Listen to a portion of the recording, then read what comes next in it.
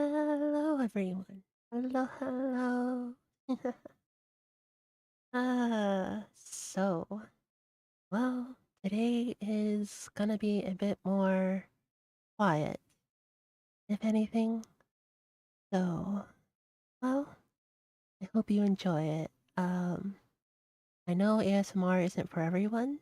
Um, I do have binaural set up, but I'll take me a moment to switch over to it. Sorry, I was a bit late. Oh, but yes. Hi there. Hi, Mystic. Hi, Socks. Hi, Jane. Thank you, Weiss. Oh, good. Hi, Meow. Hi, Dinosaur. Though I did see you go off to lurk, so have good luck with work. So, today, like I said, is just a bit quieter. And hi, Faye. I'll be reading a story to all of you, a few different ones. Hi, Frog. Yes, I'll be reading a few different stories. So, but we're gonna start with The Dreams in the Witch House, and then go, which is by H.P. Lovecraft. And then we're gonna go from there, which are Dreams from the Witch's House, written by a bunch of short stories written by various authors. So, hopefully is okay. Let me set up the binaural stuff and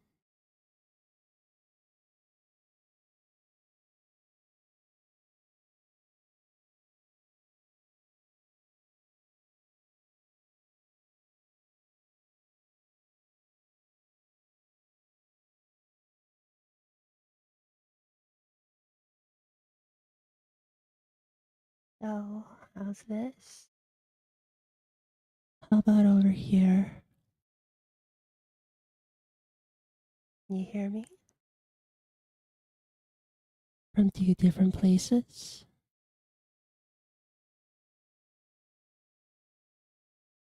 Uh,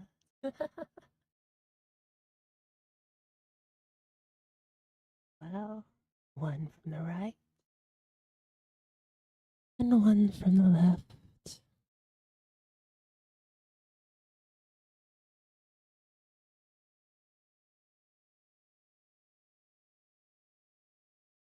All right. So, the dreams in the witch house. Whether the dreams brought on the fever or the fever brought on the dreams, Walter Gilman did not know.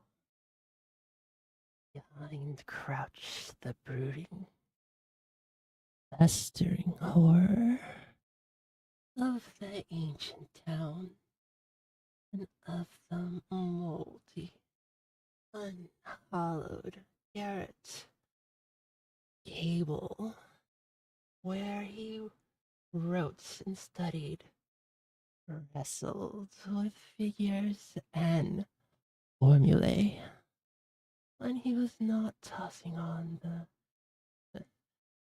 meager iron bed. His ears were growing sensitive to a pre- preternatural and intolerable degree, and he had long ago stopped cheap mantel clock whose ticking had become like a thundering artillery.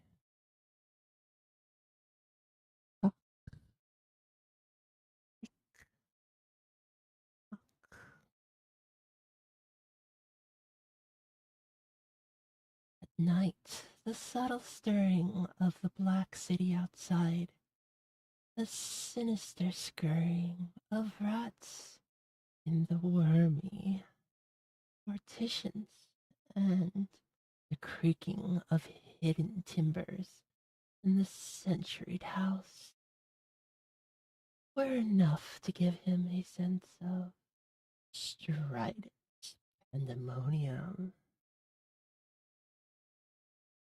The darkness always teemed with unexplained sounds, and yet he sometimes shook fear, lest the noises he heard should subside and allow him to hear certain other fainter noises which he suspected lurking behind them. He was in the changeless, legendary, haunted city of Arkham, with its clustering gambrel roofs that sway and sag over attics where witches hid from the king's men. In the dark, golden days of the province, nor was any spot in the city more steeped in macabre memory than the gable room which harbored him. It was this house, and this room which had likely harbored old Keziah Mason, whose flight from Salem Gaol or jail at the last one no one was able to explain. That was in, well, 1692. The jailer had gone mad and babbled of a small white thing, furry thing, which scuttered out of Keziah's cell, and not even Cotton Mather could explain the curves and angles smeared on the gray stone walls with some red, sticky fluid.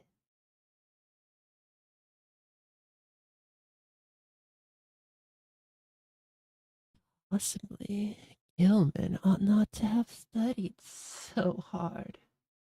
Non Euclidean calculus and quantum physics are enough to stretch any brain. So,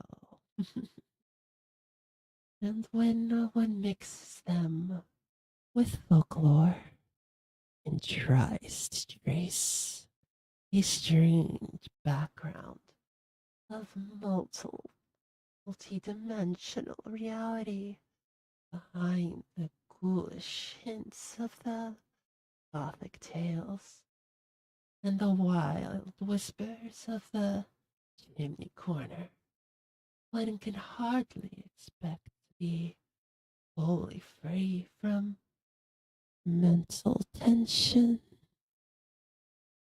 Gilman came from Haverhill, but it was only after he had entered college in Arkham that he began to connect his mathematics with fantastic legends of, well, elder magic.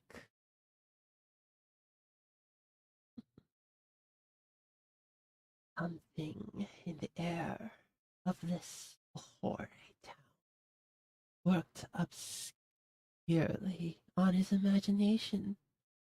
The professor at Miskatonic had urged him to blacken up and had voluntarily cut down his horse several points. Moreover, they had stopped him from consulting the dubious old books and forbidden secrets that were kept under lock and key in the vault at the university library.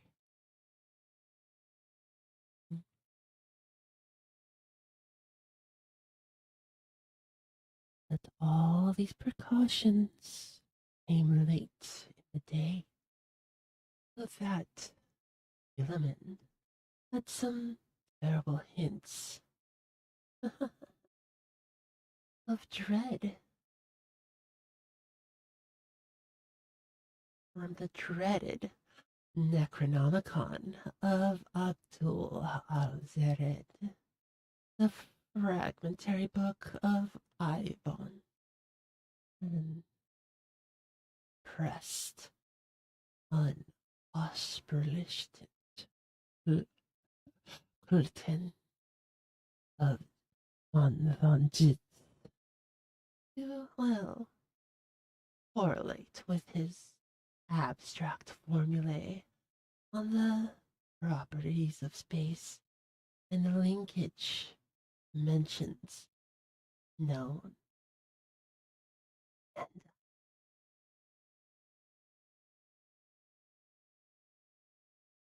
he knew his room was in the old witch house. That indeed was why he had taken it. There was much in the Essex country records about Josiah Mason's trial and what he had admitted under pressure to the court of Hoyer and Terminer. It fascinated him beyond all reason.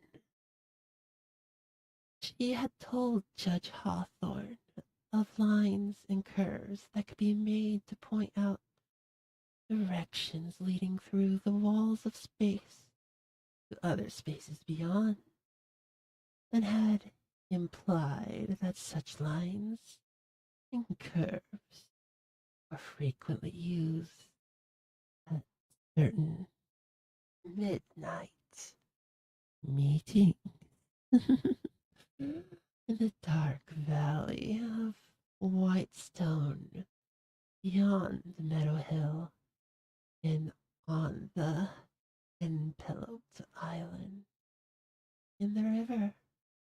She had spoken also of the black man of her oath and her new secret name of Nahab. Then she had drawn those devices on the walls of her cell and vanished, just like in too thin air.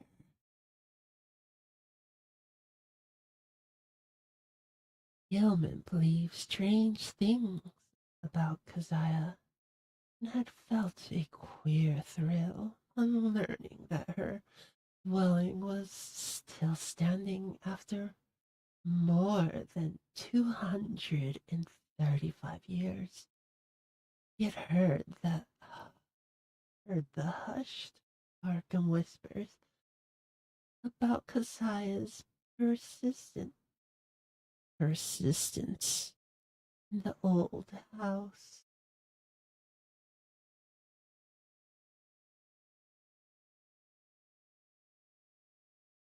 And narrow streets, about the irregular human tooth marks left on certain sleepers in that and other house, about the childish cries heard near May Eve and Hollow Mass, about stench often noted in the old house's attic. And just after those dreaded seasons, about the small, furry, sharp-toothed thing that haunted the moldering structures, and the town that then nuzzled with curiosity in the black hours before dawn. He resolved to live in the place at any cost. A room was easy to secure, for the house was unpopular, but to rent, and even long given over to cheap lodgings. Gilman could not have told what he expected to find there, but he knew he wanted to be in the building where some circumstance had more or less suddenly given a mediocre old woman, the 17th century, an insight into mathematical depth, perhaps beyond the utmost modern delvings of Planck, Heisenberg, Einstein, and the Citier. He studied the timbers and plaster walls for traces of cryptic designs at every accessible spot where the paper had peeled, and, well, within a week, managed to get the eastern attic room where Keziah was held to have practice spells. It had been vacant from the first, for no one had ever been willing to stay there, well, very long. But the Polish landlord had grown wary about renting it. It nothing. Whatever happened to William till about the time of the fever? No ghostly Keziah flitted through the somber hall and chambers. No small furry thing crept into his eerie to nuzzle him, and no record of the witch's incantations rewarded his constant search.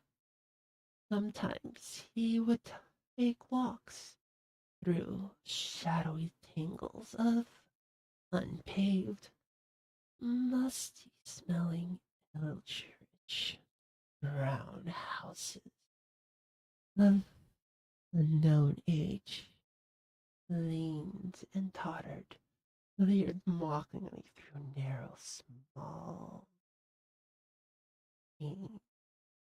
windows.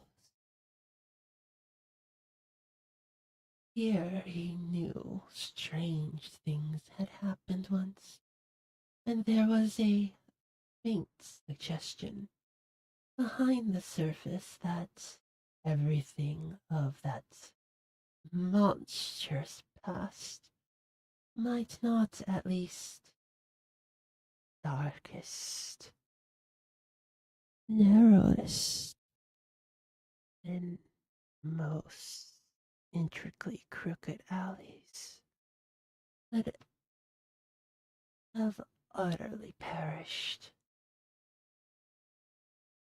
He also rowed out twice to the ill-regarded island in the river and made a sketch of the singular angle described by the moss-grown rows of gray standing stones, whose origin was so obscure and immemorial. Gilliman's room was of good size, but weirdly irregular in shape and size. Heck, even in its function. The north wall, slanting crisply inwards from the outer to the inner end, while the low ceiling slanted gently downwards in the same direction. aside from an obvious rat hole and signs of other stopped up ones. There was no access nor appearance of a former avenue of access to the space which must have existed between the slanting wall and the straight outer wall. On the house's north side, though a view from the exterior shewed where a window had been boarded up at a very remote date. The loft above, ceiling, which must have a slanting floor, was likewise inaccessible. Oh, scratch and try as he may. Well, when Gilman climbed up the ladder to the cobweb level of loft above the rest of the attic, he found vestiges of a opportune, a bygone, aperture. Oh, what's this?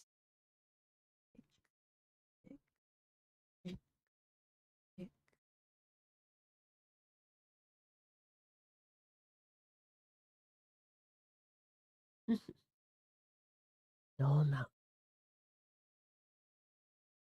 tightly and heavily covered with ancient planking, secured by stout wooden pegs. Bang, bang, bang, bang.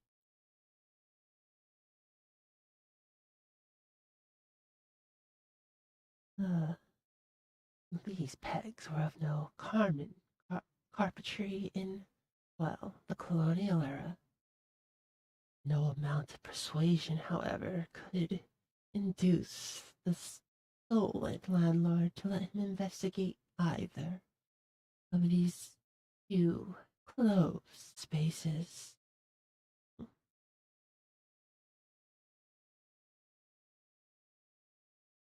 As time wore on, a long path that it does, its absorption into the irregular wall and ceiling of his room increased. We began to read into the odd angles a mathematical significance, which seemed to offer vague clues regarding their purpose.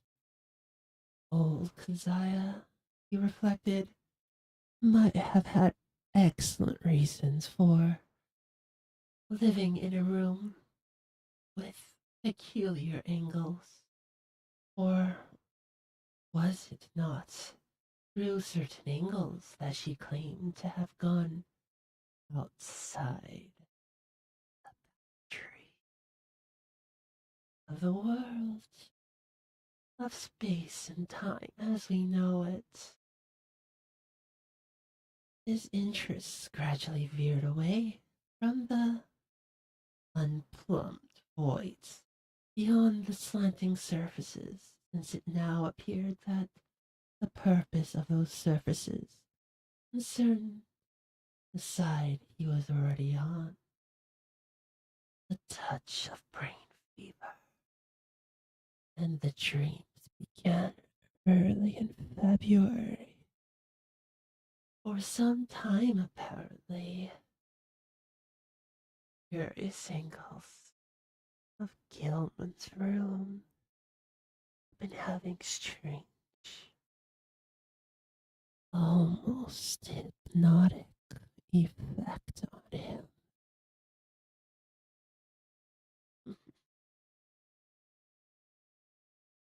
And as the bleak winter advanced, he had found himself staring more and more intently at the corner where the down slanting ceiling met the inward slanting wall. About his periodic inability to concentrate on his formal studies. Oh, the poor boy. Worried him considerably. His apprehensions about the mid-year examinations being very acute, but the exaggerated sense of hearing was scarcely annoying. Life had become an incessant, almost cacophony, and there was the constant, terrifying impression of other sounds, perhaps from regions.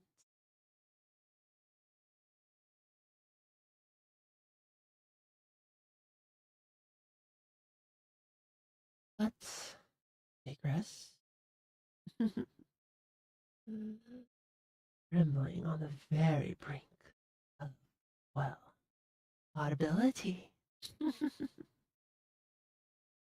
So far as concrete noises went, the rats in the ancient partitions were the worst. Scratching, scratching incessantly, seeming not to only fervor against those walls, it's the very boards.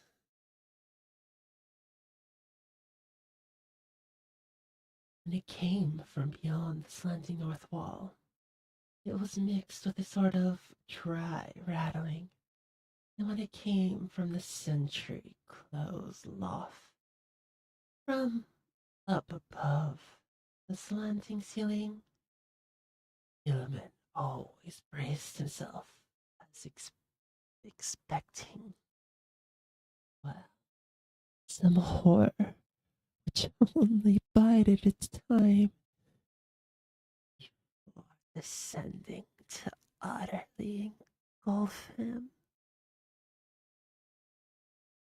The dreams were wholly beyond the pale of sanity, and Gilliman felt that they must be results jointly of his studies in mathematics and in folklore. He'd been thinking too much of the vague regions which his formulae told him must lie beyond the 3 dimensions that we know. Well, you know, boys. X, Y, and Z.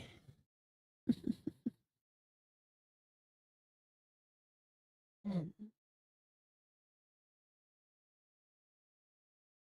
the result of, well, he had been thinking too much about the vague region. We know about the possibility that old Keziah Mason, guided by some influence past all conjecture, had actually found the gate to those regions. The yellowed county records containing her testimony and that of her accusers were so damnably suggested of things beyond human experience. And the descriptions of the parting little furry objects which served as her familiar were so painfully realistic despite the incredible details. That object, no larger than a good-sized rat, and quaintly called by the townspeople Brown Jenkin, seemed to have been the fruit of a remarkable case of sympathetic herd delusion. Oh, when everyone gets together, see what I see. For in 1692, no less than 11 persons had testified to glimpse it. There are recent rumors, too, of a baffling and disconcerting amount of agreement. Witnesses said it had long hair in the shape of a rat, but that its sharp tooth, bearded face was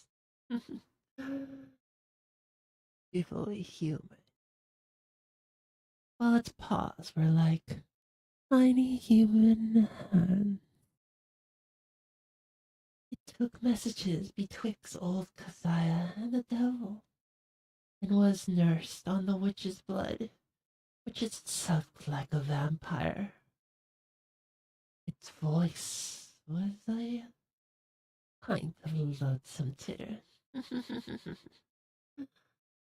and it could speak all languages.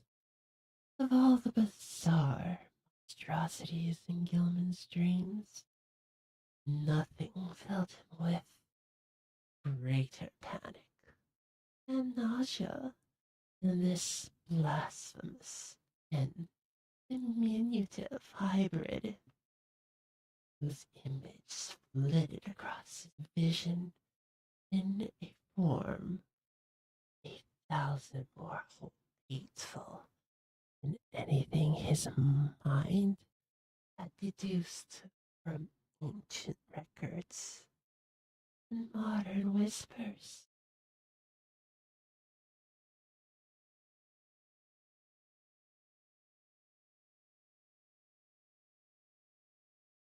Gilman's dreams consisted largely in plunges through limitless abysses of inexplicably colored twilight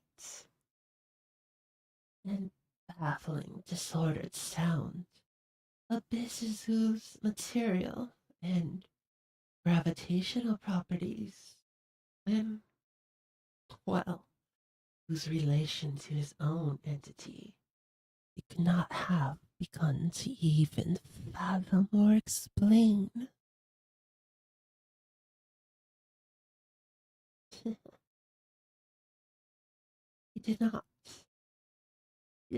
walk or climb, fly or swim, crawl or wriggle, yet always experience a mode of motation, partially voluntary and, well, partially involuntary. Of his own condition he could not well judge, for sight of his arms, legs, and torso seemed always cut off some odd arrangement of perspective. But he felt that his physical organization and faculties were somehow marvelously transmuted and obliquely projected,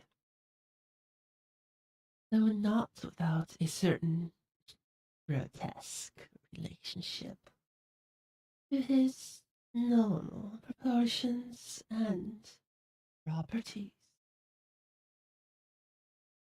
The abyss, no, no means vacant, being crowded with indescribable angled masses of alien hued substances, some of which appeared to be organic, while others seemed inorganic.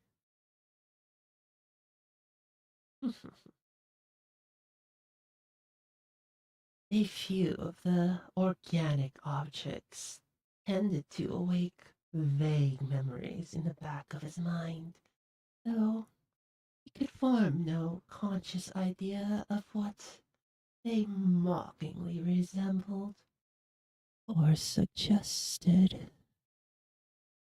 In the later dreams, he began to distinguish separate categories into the organic objects appeared to be divided, which seemed to involve, in each case, a radically different species of conduct pattern and basic motivation. These categories once seemed to him to include objects slightly less illogical, events in their motions than the members of the other categories. All the objects, organic and inorganic alike, were totally beyond description or even comprehension. Gilliman sometimes compared the organic mass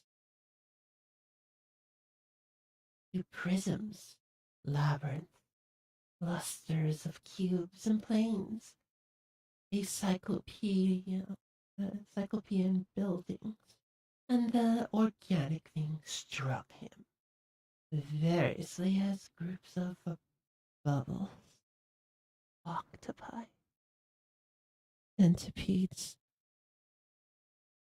living Hindu idols, and intricate artifices roused into a kind of often in animation. Everything he saw was unspeakably menacing and horrible whenever one of the organic entities appeared by its motions to be noticing him. I see you.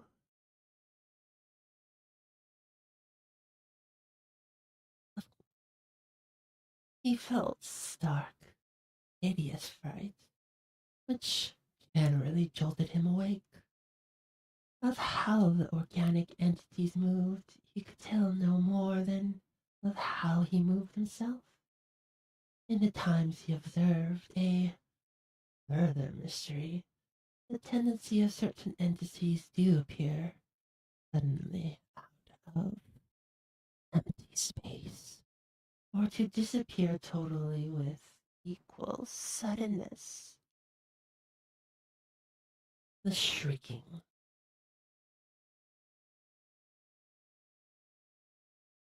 roaring confusion of sound which permeated the abysses was past all analysis of as to pitch, timbre, rhythm,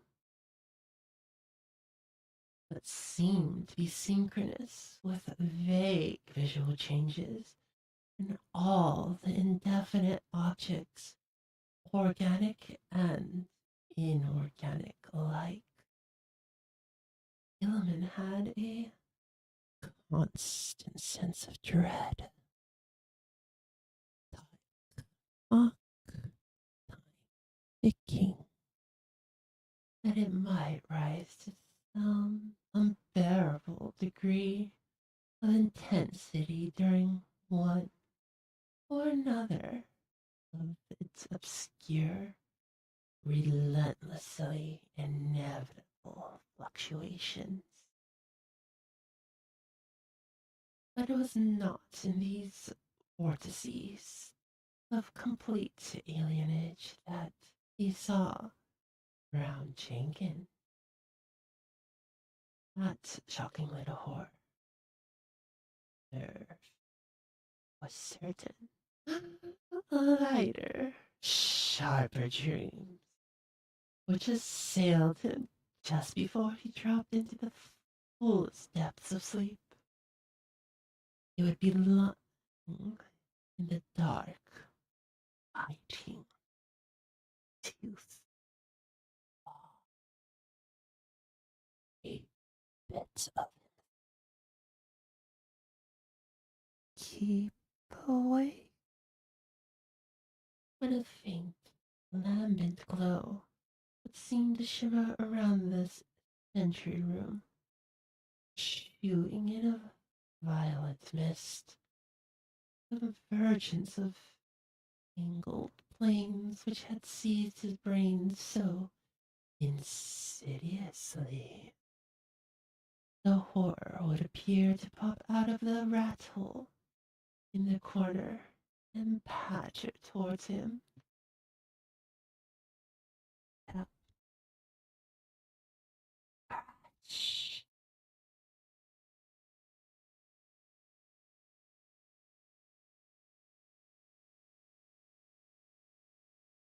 In the corner and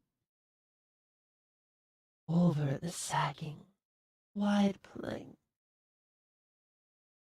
floor with evil expectancy in its tiny, bearded human face, but mercifully, this dream always melted away before the object got close enough to nuzzle him.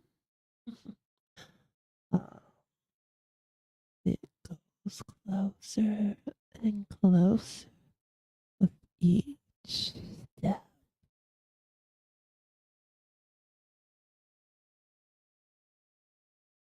Well, Gelman tried to stop up the rat hole every day, but each night the real of the partitions would gnaw away at the obstruction, whatever it might be. Once he had the landlord nail tin over it. Next night, the rats had gnawed away. You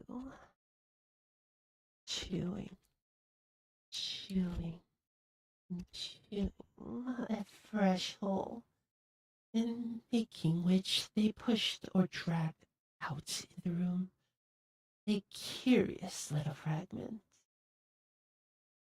of bone.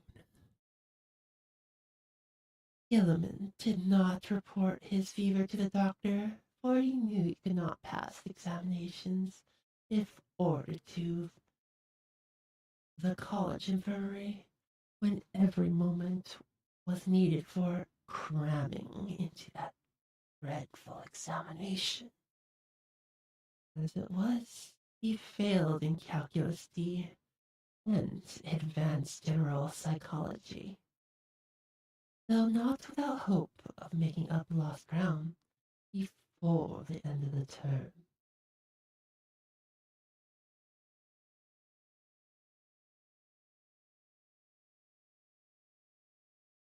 It was in March when the fresh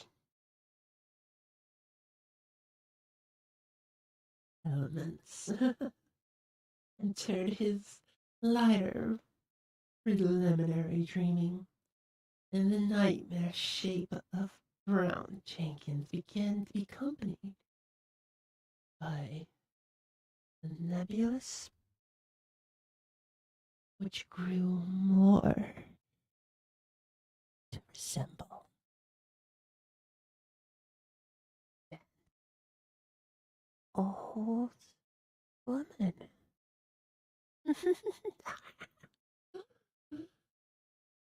The sedition disturbed him more than he could account for. Finally, he decided that it was like an ancient crone whom he had twice actually encountered in the dark, tangled lanes near the abandoned wharves. On those occasions, the evil, sardonic, and seemingly unmotivated stare of the beldame had him almost shivering, quivering, shaking, making way down to his boots.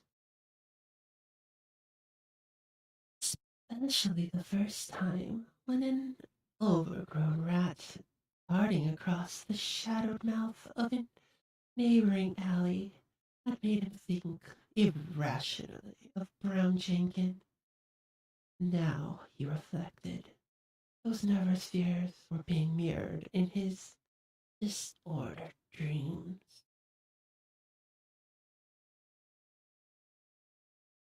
But the influence of the old house was unwholesome. He could not deny, but traces of his early morbid interest still held him here. He argued that the fever alone was responsible for his nightly bouts of fantasy, nightmare. And then, when the touch abated, he would be free from the monstrous visions. Those visions, however, were of abhorrent vividness and convincingness. And whenever he awaked, he retained a vague sense of having undergone much more than he remembered. He was hideously that's in unrecalled dreams. He had talked with both Brown Shinkin and the old crone, the old woman, the belle dame, and that they were urging him to go somewhere with them and to meet a third being, greater potency. Towards the end of March, he began to pick up in his mathematics, though other studies bothered him increasingly. He was getting an intuitive knack for solving Riemannian's equations, and astonished Professor Upham by his comprehension of fourth dimensional and other problems which had floored all the rest of the class. One afternoon, there was a discussion of possible freakish curvatures in space, and a theoretical points to approach, or even contacts between our part of the cosmos and various other regions. Oh, and we know you love that contact, that touch.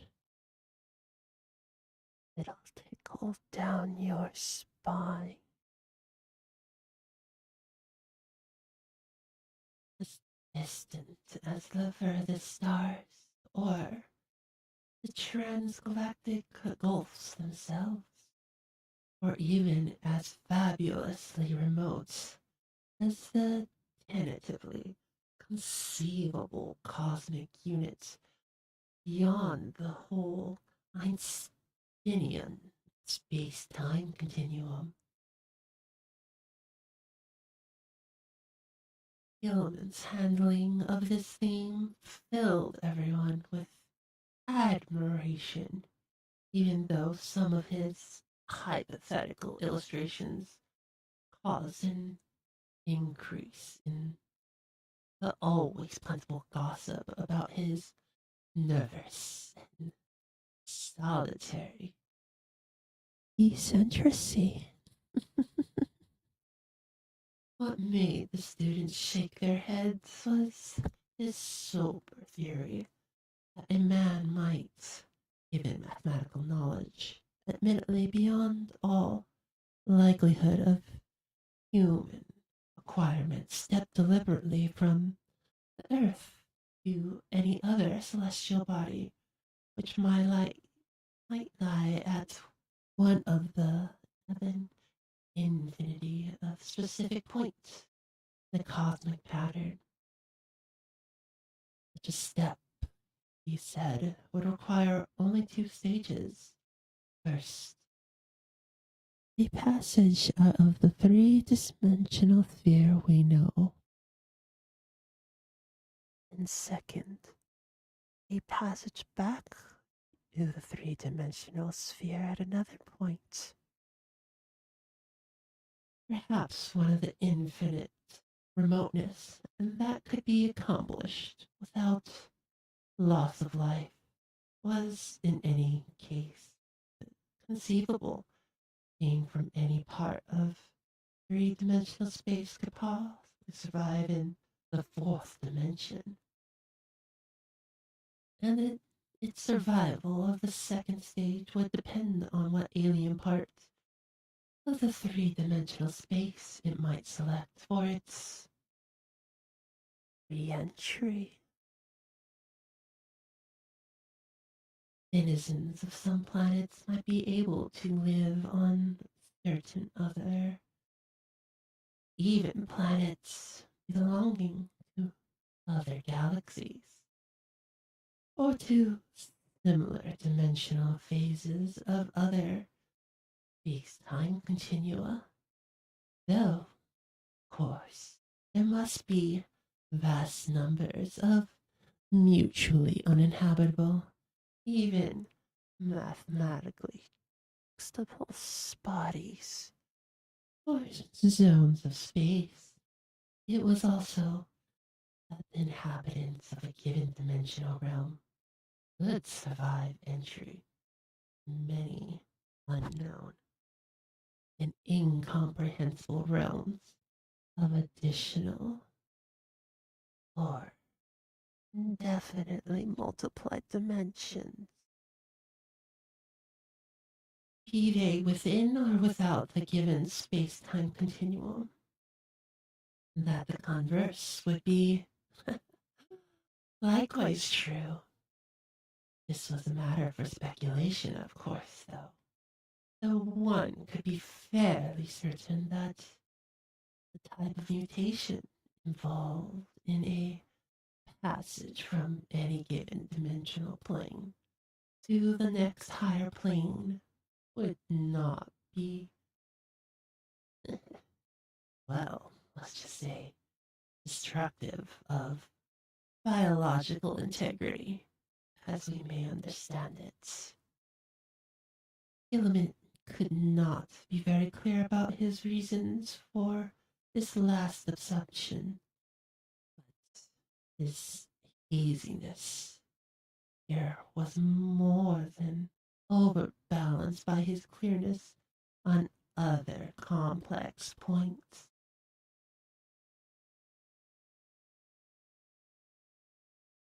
Professor Upham especially liked his demonstration of kinship of higher mathematics to certain phases of mathematical lore transmitted down the ages from an ineffable antiquity. Humans, or pre-human, whose knowledge of cosmos and its laws were greater than ours. Around the 1st of April, Gilman worried considerably because his slow fever did not abate.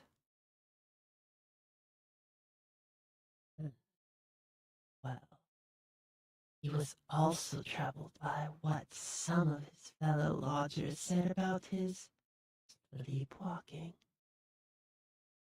It seemed that he was often absent from Father's bed. Thank you for the follow. From his bed, and that the creaking of his floor at certain hours of the night was remarked by the man in the room below. This fellow spoke of hearing the tread of shod feet in the night, but Gilliman was sure he must have been mistaken in this, since the shoes, as well as other apparel, were always precisely in place in the morning. Oh, to organization, line, that curvature in space, that mind. Well, Ella also spoke of hearing the. Let's see. Of, of one could develop all sorts of delusions in this morbid old house. Or did not Gilliman himself, even in daylight, now feel certain that the noises of other than rat scratchings, came from the black voids from beyond the wall? Scratch, scratch, scratch.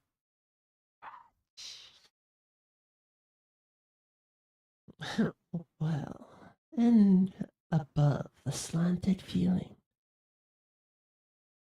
a drag, a drip, a tick, angle, that approach.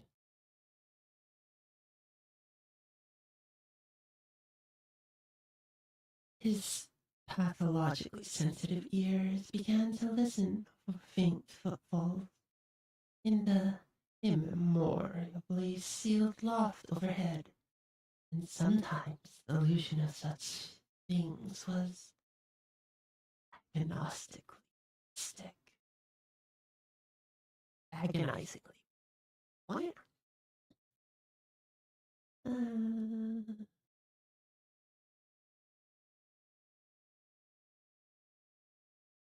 However, he knew that he had actually become a somnambulist for twice now. At night, his room had been found vacant, though with all of his clothing in place. This he had been assured by Frank Elwood, one of the fellow students whose poverty forced him to room the squalid and unpopular house. Elwood had been studying in the small hours and had come up from up on a differential equation, only to find Gilliman absent. It had been rather presumptuous of him to open the unlocked door after knocking had failed to rouse a response. But he had needed the help so very badly, and thought that his host would not mind gentle prodding awake. On neither occasion, though, had Gillian been there. When told of this matter, he wondered where he could have been wandering barefoot, thick lip up against the ground, with only his night clothes on. He resolved to investigate the matter if reports of his sleepwalking continued, and thought of sprinkling flour on the floor of the corridor to see where his footsteps might lead. The door was the only conceivable egress, for there was no possible foothold outside the narrow window. And thus, as April advanced, Philemon's fever sharpened, ears were disturbed by the whining prayers of superstitious loom fixer named Joel Zurichwitz, who had a room on the ground floor. Zurichwitz had long, rambling stories about the ghost of old Keziah, the furry, barbed thing, nuzzling thing, and had said he was so badly haunted at times that only his silver crucifix given him for the purpose of Father Equanic, Equaniki of Saint Stanislaus Church could bring him relief.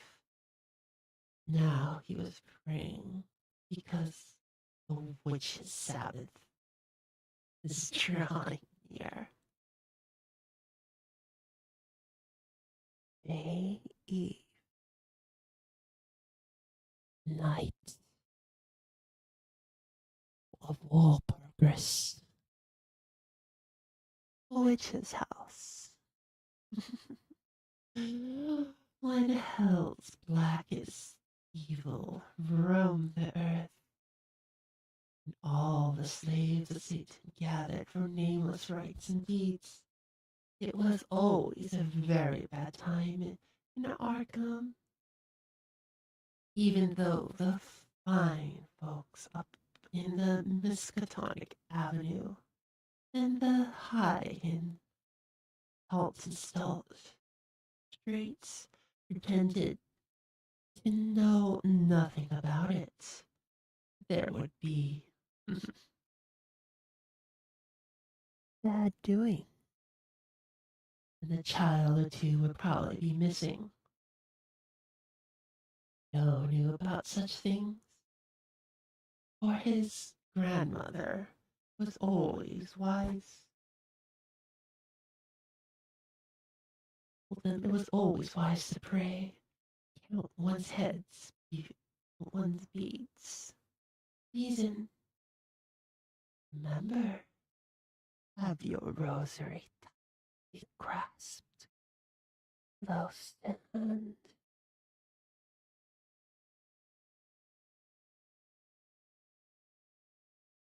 And pray and count beads.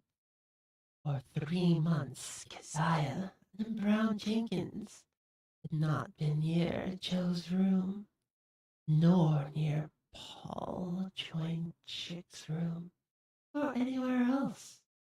And it meant no good when they held off like that. They must be up to something, of course. Gilliman dropped in at a doctor's office on the 16th of that month, and was surprised to find his temperature was not as high as he had feared. The physician questioned him sharply and advised him to see a nerve specialist. On reflection, he had been glad he had not consulted the still more inquisitive college doctor, old Waldron, who had curtailed his activities before, would have made him take a rest, and an impossible thing now that he had gotten so close, so very close to the great results in his equations. He was certainly near the boundary between the known universe and the fourth dimension, and who could say how much farther he might go? But even as these thoughts came to him, he wondered at the source of his strange confidence. Did all of this perilous sense of imminence from the formulae on the sheet he covered day by day, week by week, hour by hour, dream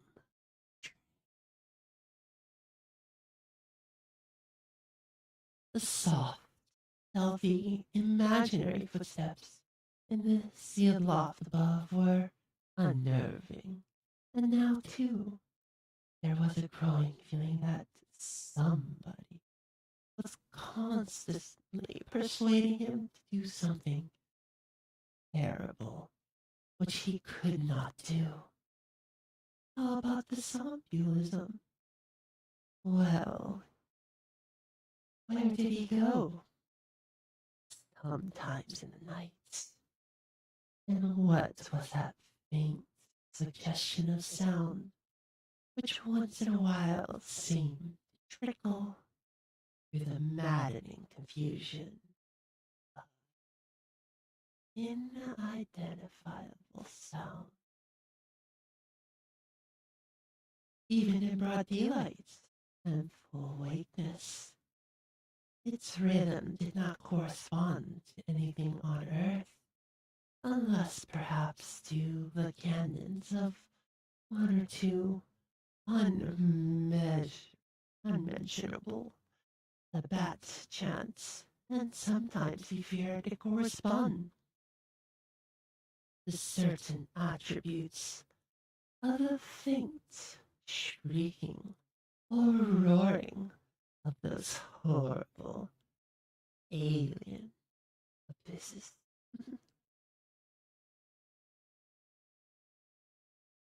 That's which he still saw in his dream. The dreams, meanwhile, were getting to be atrocious.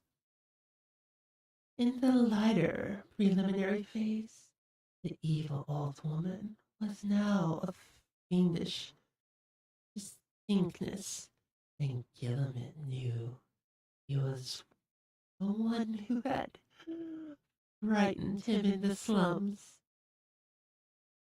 Her bent back, long nose, shriveled chin, her unmistakable and her shapeless brown garments were like those he had remembered. He could recall a croaking voice that had persuaded and threatened. He must meet the black man, go with them all to the throne of Azathoth, the center of ultimate chaos. That was what she had said. Whisper, a threat, cajoling, that pulling.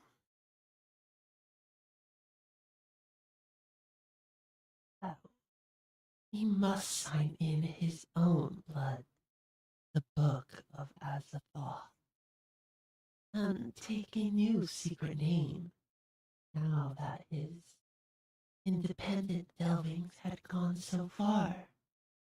What kept him from going with her and Brown Jenkins and, the other to the throne of chaos where the thin flutes ape mindlessly was the fact that he had seen the name Azathoth in the, well, forbidden archives, the sacred books, the Necronomicon, and knew it was stood for a prime evil planet too horrible for description.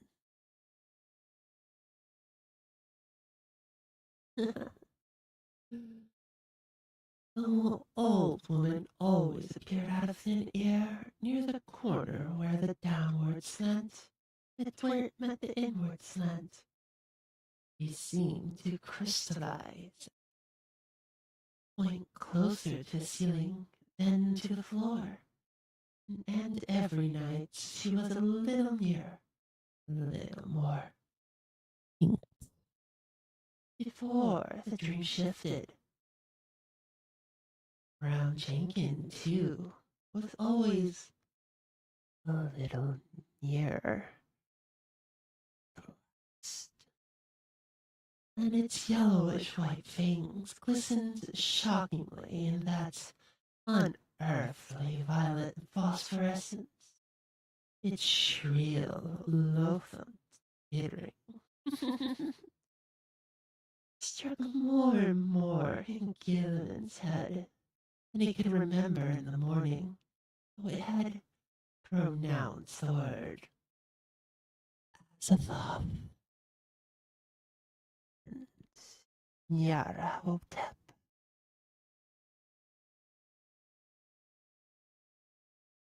creeping, writhing, and chaos. In the deeper dreams, everything was likewise more distinct, and Gilman felt that the twilight abysses around him were those of the fourth dimension. Those organic entities whose motion seemed least flagrantly irrelevant and unmotivated were probably projections of life forms from our own planets, including human beings. What the others were in their own dimensional sphere or spheres, he dared not try to think. Two of the less irrelevantly moving things, or rather, large congresses of iridescent, foliated spheroid bubbles, and a very much smaller polyhedron of unknown colors and rapidly shifting surfaces and angles seemed to take notice of him and follow him about, or float ahead as he changed position among the heightened prisms, labyrinth, tubes, and plane clusters. Well, those quasi buildings. And all the while the vague shrieking and roaring waxed louder and louder, as if approaching some monstrous climax of utterly unendurable intensity. During the nights of April 19th to the 20th, the new development occurred. Gilliman was half involuntarily moving about in the twilight abysses, with the bubble mass and the small polyhedron floating ahead, when he noticed the peculiarly shaped, regular angles formed by the edges of some gigantic neighboring prism clusters. In another second he was out of the abyss, standing tumultuously on a rocky hillside, bathed in incense, infused, and all over his body a diffused green light. He was barefooted and in his night clothes, and when he tried to walk, discovered that he could scarcely lift his feet.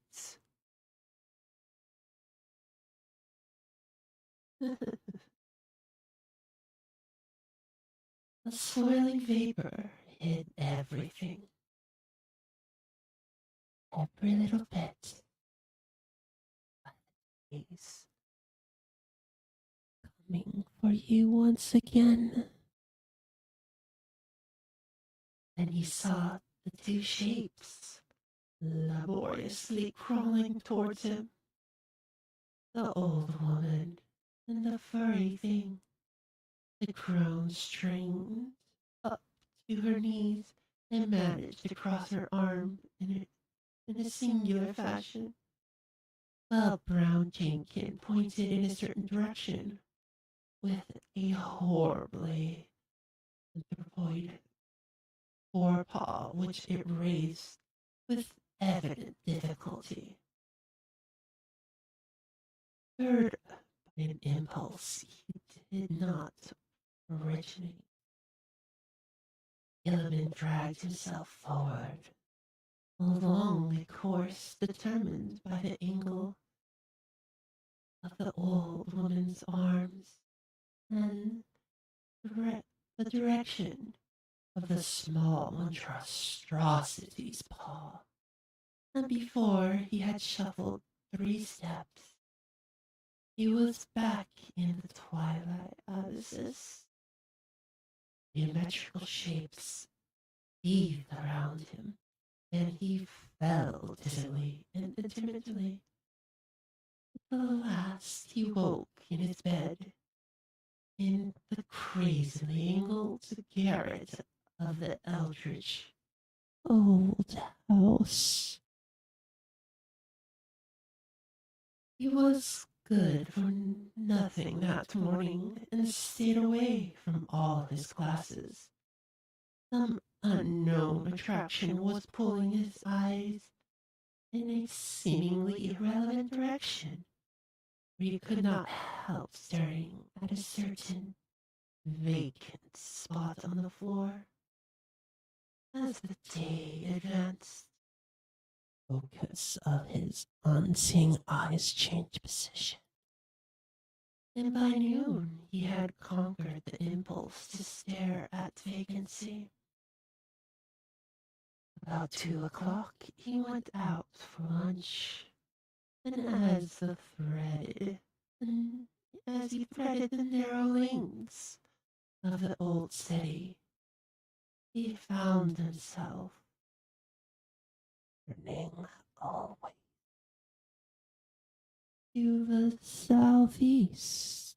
Only an effort halted him at a cafeteria in Church Street, and after the meal he felt the unknowing pull still the more strongly.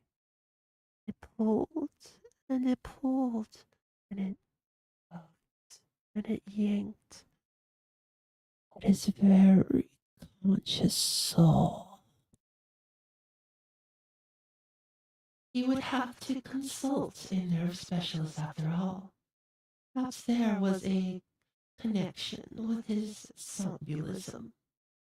But meanwhile, he might at least try to break a morbid spell on himself.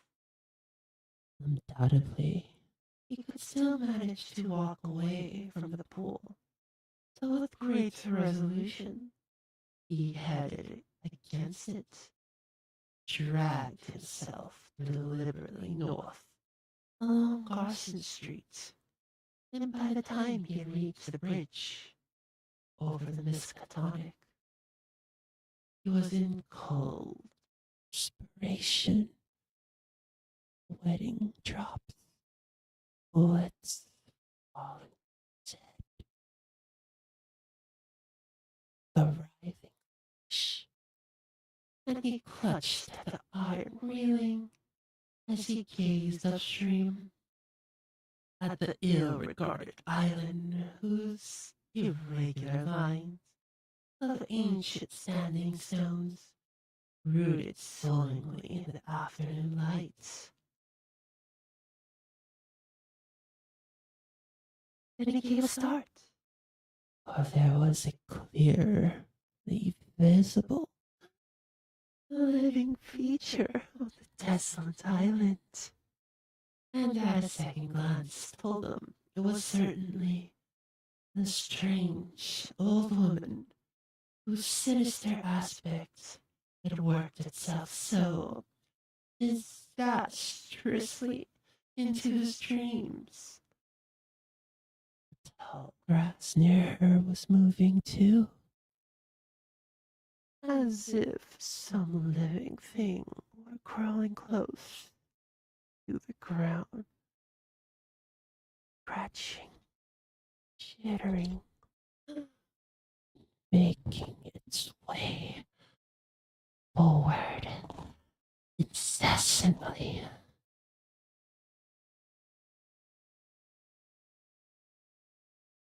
When the old woman began to turn towards him, he fled precipitously off the bridge and into the shelter of the town's labyrinth waterfront alleys.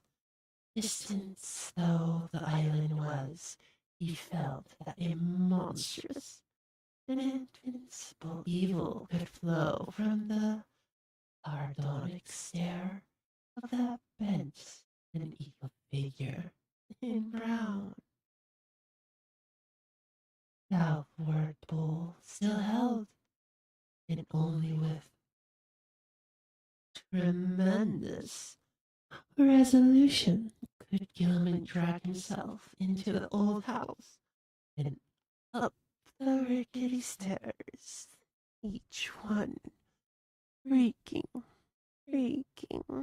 all on their foot.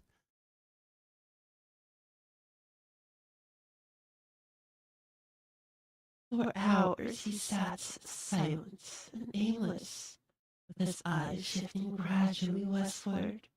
About 6 o'clock, his sharpened ears caught the whining prayers of Joe Maskowitz, few floors below. Oh, nomine Patre de Filii Sanctis.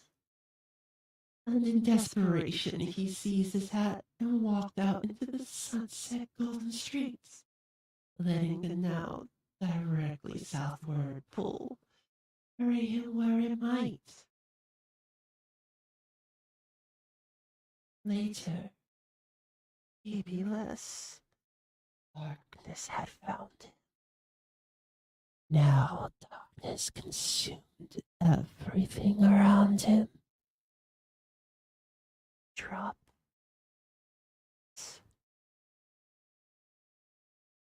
And he was in the open fields beyond Hangman's Brook, with the glimmering spring stars shining overhead.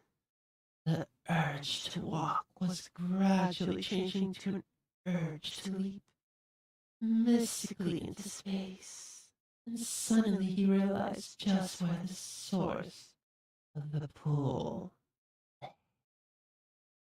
It was in the sky. A definite point among the stars had a claim to him. Oh, his soul was elated, and it was calling to him. Oh, a pool so hypnotic, entrancing. Certainly was a point somewhere between Hydra and Argo Navis, and he knew that he had been urged toward it ever since he had awaked soon after dawn. In the morning it had been underfoot. Afternoon found it rising in the southeast. Now it was roughly south, but wheeling towards the west. What was the meaning of this new thing?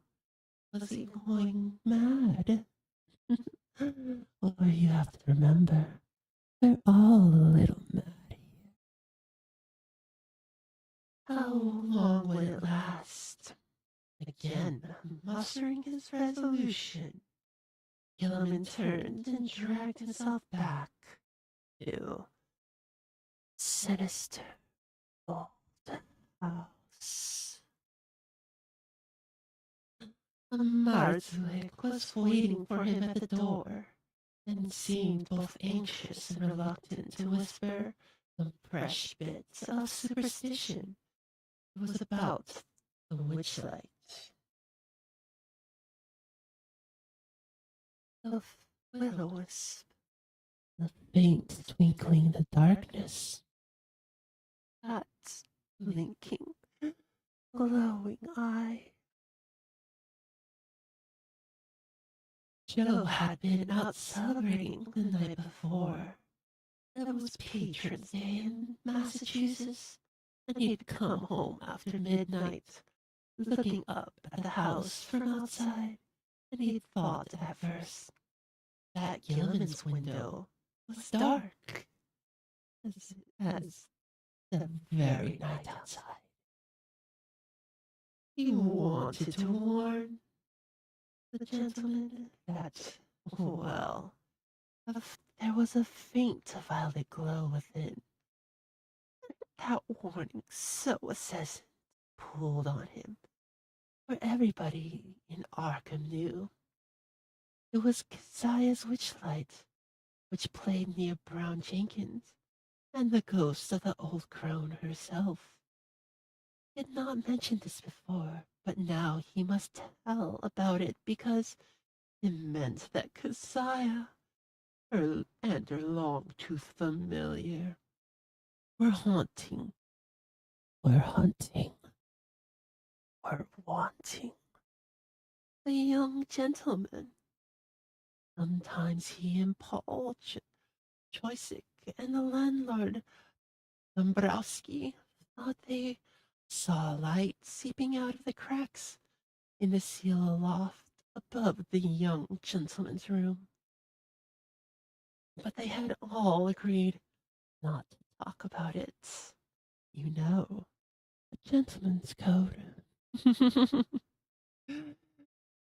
Well, however, it would be better for a gentleman to take another room and get a crucifix from some good priest, like Father Iwaniki. And the man rambled on as Gilliam felt a nameless panic clutches at his throat. He knew that Joe must have been half drunk when he came home. A creeping horror. What Joe must have been. Night seeing. Yet this mention of a violet light in the garret window was of frightful importance. It was a lambent glow. This sort which, well, always played about in the old woman and the small furry thing. Those lighter, sharper dreams which preface his plunge into the unknown abysses, and thoughts that a wakeful second person could see the dream luminescence was utterly beyond harborage. There had to be, well, some sort of explanation. Yet where had this fellow gotten such an odd notion? Had he himself talked as well as walked around the house during his sleep, his somnolence? Or somnolence? No, Joe said. He had not. But he must check up on this. Perhaps Frank Elwood could tell him something, though he hated to ask.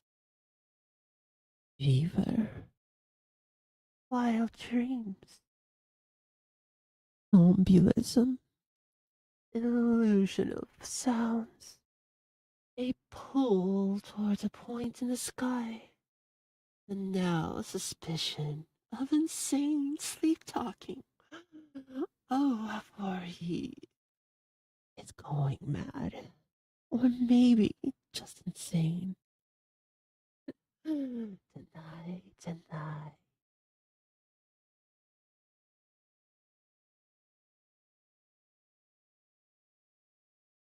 And he had to take care of himself in hands now. When he climbed to the second story, he paused at Elwood's door, but saw that the other youth was out. Reluctantly, he continued up the garret to his room, sat down in the dark. His gaze was still pulled to the southwest, but he also found himself listening incessantly, intently, of those imaginary sounds that he believed that came from the lofts above, and half imagining that an evil violet light seeped down from an infinitesimal crack in the low, slanting ceiling. That night, Gilliman slept. The violet light broke upon him with heightened intensity, and the old witch and that small furry thing getting closer and closer and closer than ever before, mocked him with inhuman squeals, devilish gestures. He was glad to sink into the vaguely roaring twilight abysses. Oh, the pursuit of that iridescent full congresses and that kaleidoscopic little polyhedrons was menacing and irritating. Then the shift came to him as vast as converging planes of a slippery looking substance loomed above and below him. A shift which ended in a flash of delirium, a blaze of unknown alien lights, which yellow, carmine, indigo were madly and inextricably blended. Oh, color out of space. He was half lying on a high, fascinating, balustrated terrace above a boundless jungle of outlandish, incredible peaks, endless plains, domes, minarets, horizontal discs poised on pinnacles, and numberless forms of still greater wildness.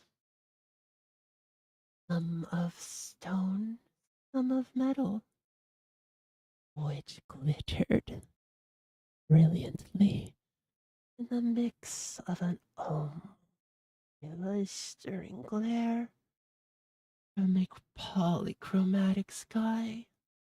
Look upwards, he saw three stupendous discs of flame, each of a different hue, and at a different height above an infinitely distant curving horizon of low mountains.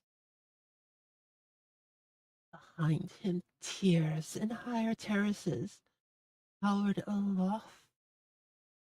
They did not fall asunder. As far as he could see, the city stretched below, the vastness, to the utter limits of his vision. And the tiles were cut in bizarre angles and shapes which struck him as less asymmetrical and based on some unearthly symmetry whose law could not comprehend. The balustrade of these chest-high, delicate, fantastically wrought, while along the rail were ranged at short intervals little figures of grotesque design.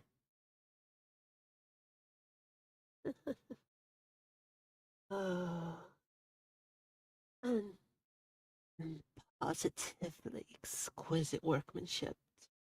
They, like the whole Wall Street, seemed to be made of some sort of shining metal whose color could not be guessed in the chaos of mixed effulgence, and their nature utterly defied conjecture. They represented some ridged, barrel-shaped object with thin horizontal arms, radiating spore-like form, a central ring, and with vertical knobs or bulbs projecting from the heads and base of the barrel. Each of these knobs was a hub of a system of 5 long, flat, triangularly tapered arms arranged around it, like the arms of a starfish, nearly horizontal, but curving slightly away from the central barrel. The base bottom knob was fused to a long railing, so delicate a point of contact that several figures had been broken off and were missing.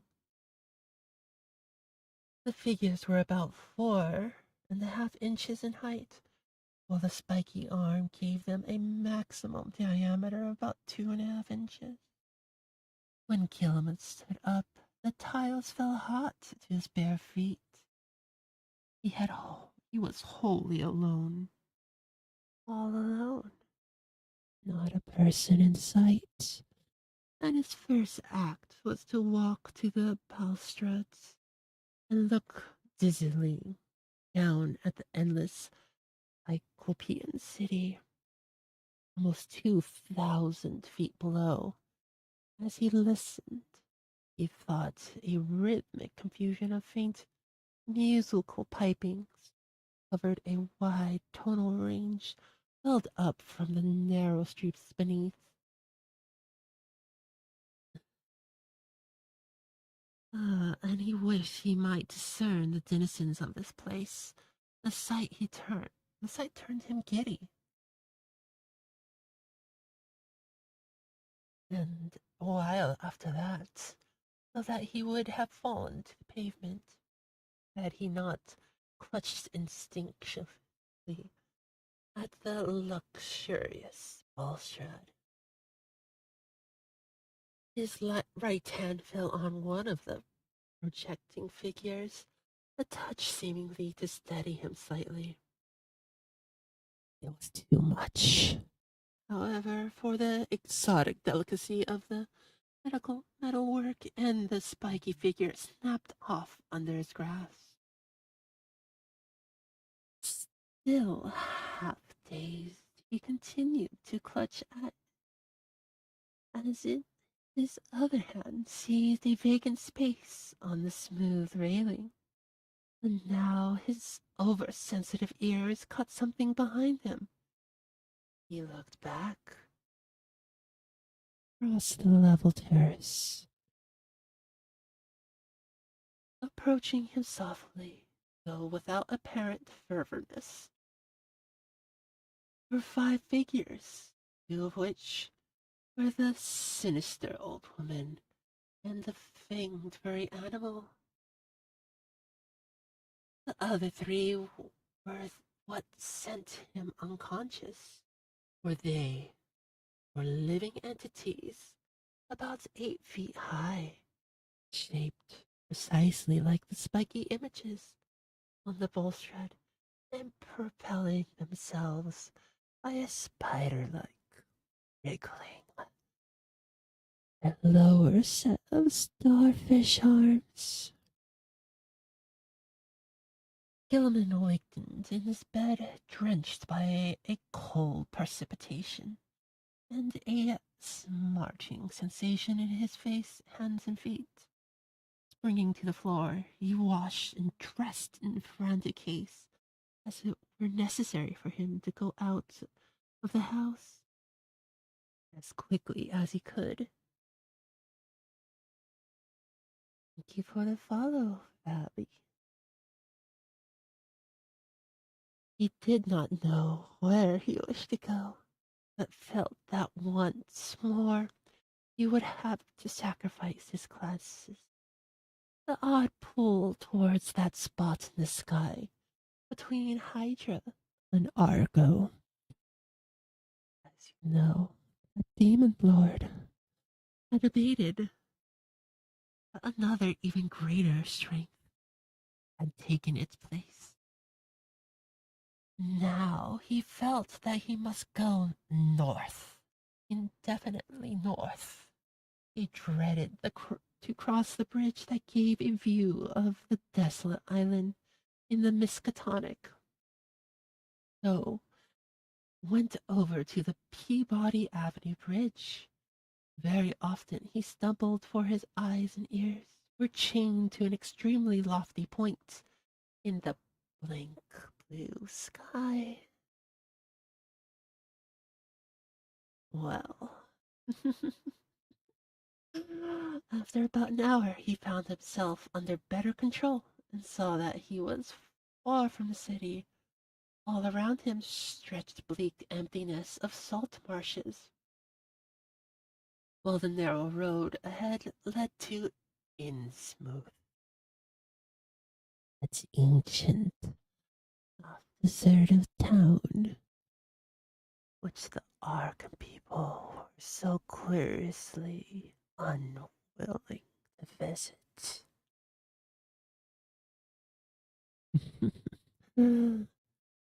Oh, Innsmouth, legend of fate. Uh, Though the northward pull had diminished, he resisted it, and as he resisted the other pull, and finally found that he could almost balance the one against the other, plodding back to town and getting some coffee at a soda fountain.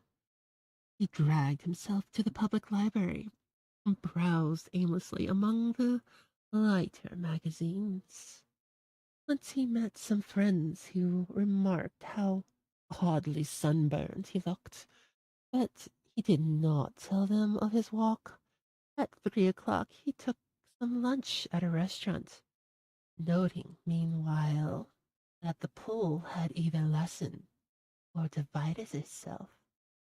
Well, now there's more than one.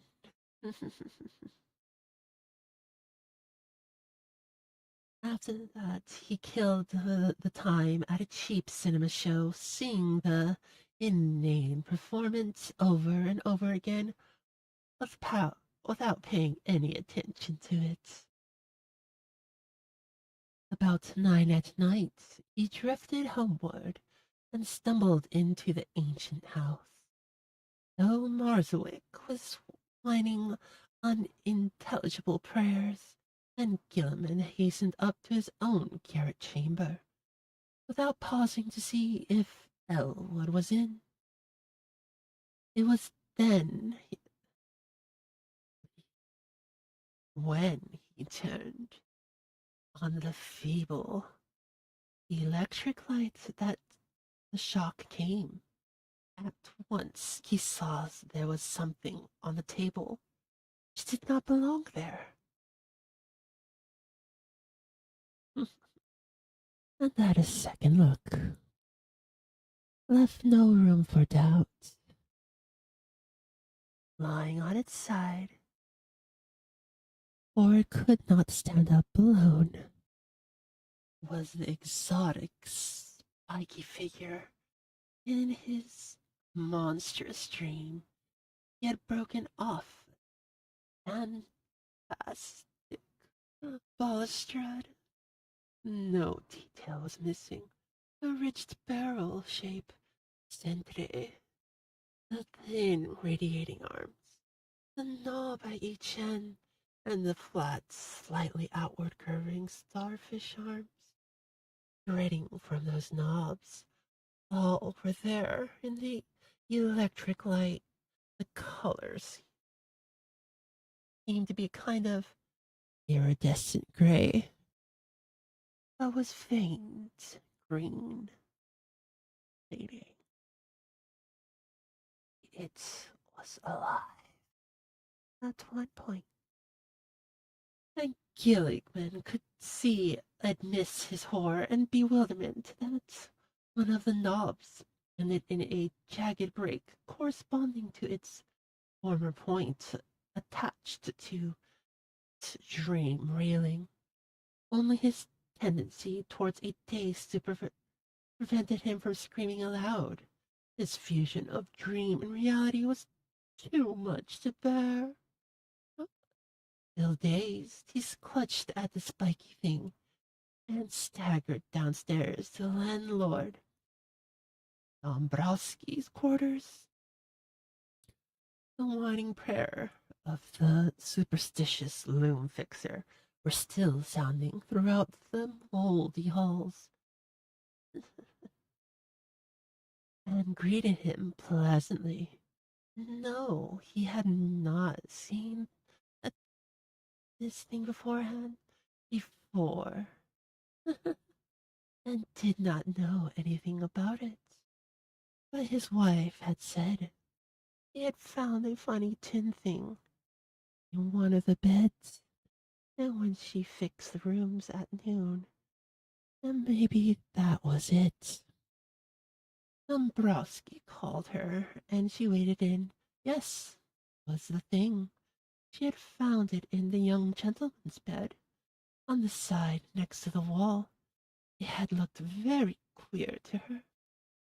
But of course, the young gentleman had lots of, well, odd things, generally queer things in his room. Books, curios, pictures, markings on papers, though she certainly knew nothing about it. So Gilliman climbed upstairs again, and in mental turmoil, convinced that he was either still dreaming or that his somnambulism had run to incredible extremes and led him to predations in unknown places where he had got this outer thing.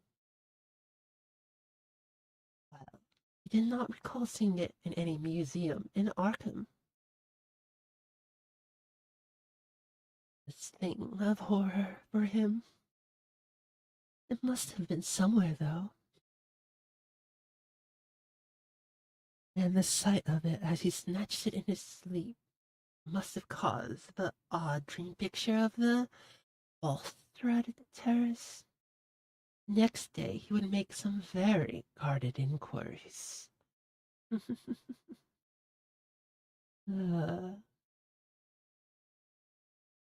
well,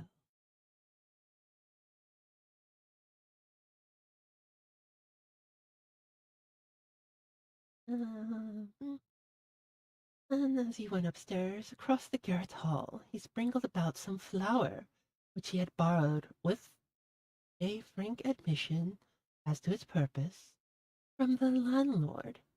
He had stopped at Elwood's door on the way, but had found all dark. Then, entering his room, he had placed the spiky thing on his table and lay down in complete and mental and physical exhaustion, without pausing to undress. From the closed loft above the slanting ceiling, he thought he heard a faint scratching and padding. Tap, tip, tap, tip, tap, tap. No, scratching.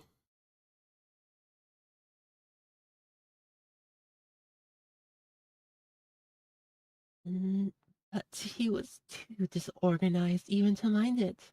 That cryptical pull from the north was getting very strong again, and though it seemed now to come from a lower place in the sky, in the dazzling violet light of dream, the old woman and the faint furry thing came again with a greater distinctness than on any other occasion. Time they actually reached him, and he felt the old crone's withered claws clutching at him, grasping, tearing, rending asunder.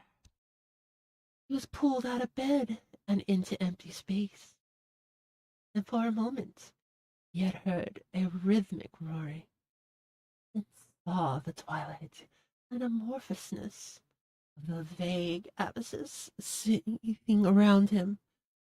But that moment was very brief, for presently he was in a crude, willowless little space with rough beams and planks rising to a peak just above his head, and with a curiously slanting floor underfoot.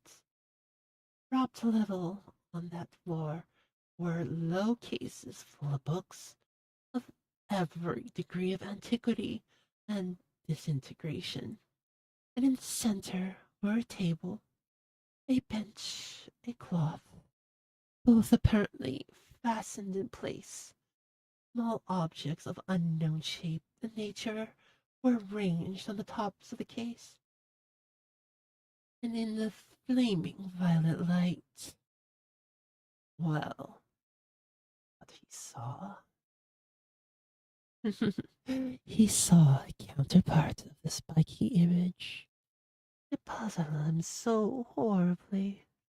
On the left, the floor abruptly swayed, leaving a black triangular gulf out of which, after a second's dry rattling, or persistently climbed the hateful little furry thing with the yellow fang and bearded human face. The evilly grinning beldam clutched him. Beyond the table stood a figure he had never seen before. A tall, lean man of dead black coloration.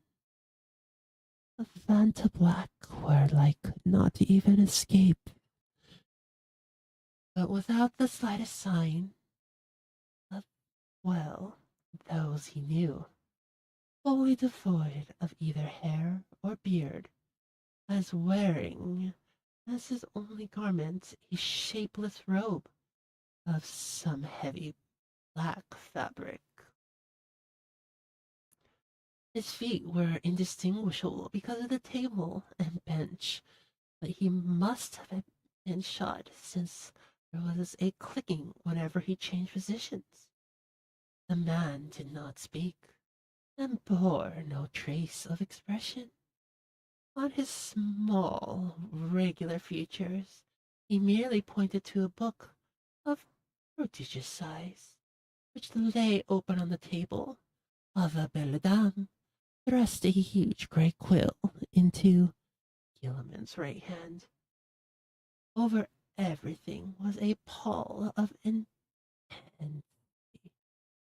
maddening terror. And the climax was reached when the furry thing ran up to the dreamer's clothing to his shoulder and then down his left arm, finally biting him sharply in the wrist just below his cuff.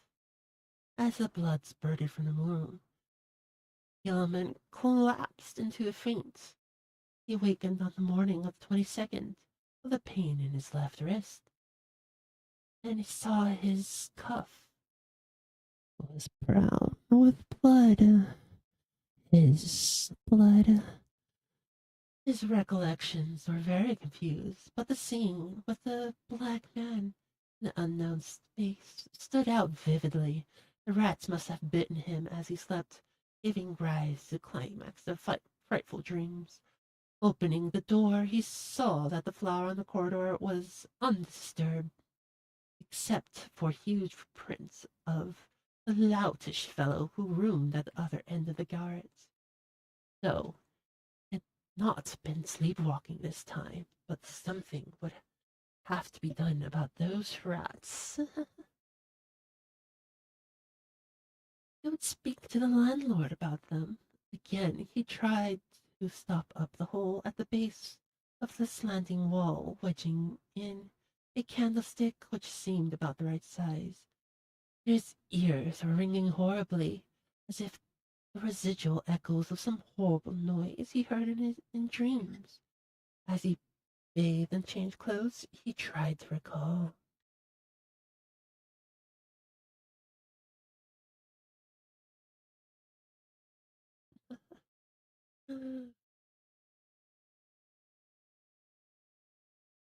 What he had dreamed after the scene of the violence lit in space, but nothing definite could be defined, nothing crystallized in his mind.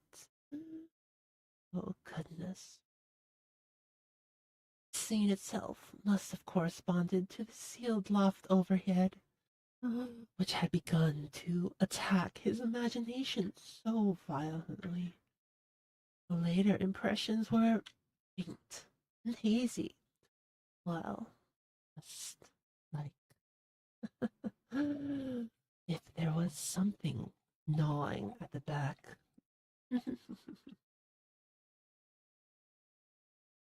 But thank you for the follow. Oh, as he bathed, changed once again. There were suggestions of the vague twilight abscess, and, well, of still faster, blacker abscess, in which all fixed suggestions of form were absent. He had been taken there by the bubble congresses and the little polyhedron, which had always dodged him, but they, like himself, had changed to wisps of milky, barely luminous mist in this farther void of unmistakable blackness. Something else on ahead, a larger wisp, which now and then condensed into nameless approximations of form. And he thought that their progress had not been in a straight line, but rather along alien curvatures and spirals of some ethereal vortex, obeyed laws unknown to the physics and mathematics of any conceivable cosmos. Eventually, there had been a hint of vast, leaping shadows, a monstrous, half acoustic pulsing, and of the thin, monstrous piping of unseen flutes. But that was all. Gilliman decided he had picked up the last conception from what he had read in the Necronomicon and about the mindless entity Azeroth,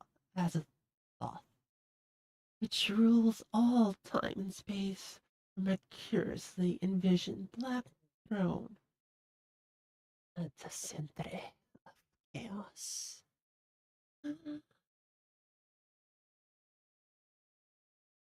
When the blood was washed away and wrist wound proved very slight, Gilliman puzzled over the location of two tiny punctures.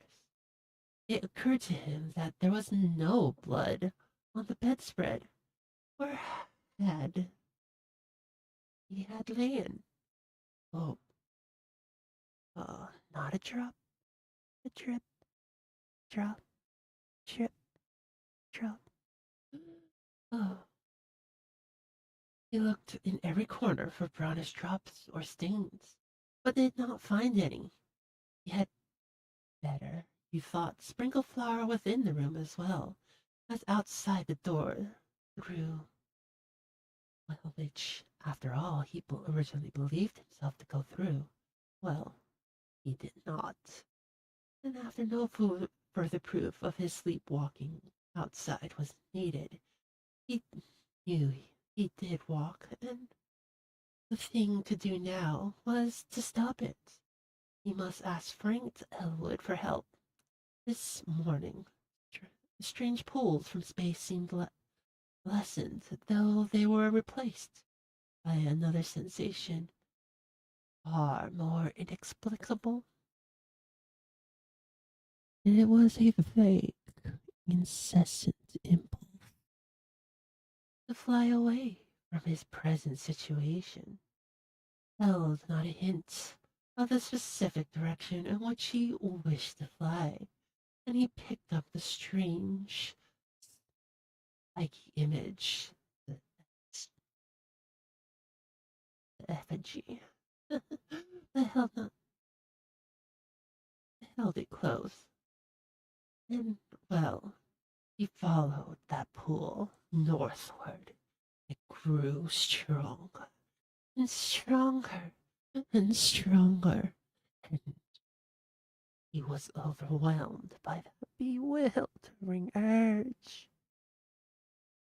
Look this. Well, he looked down to Elwood's room, steeling himself against the whines of the loom fixer, which welled up from the ground floor.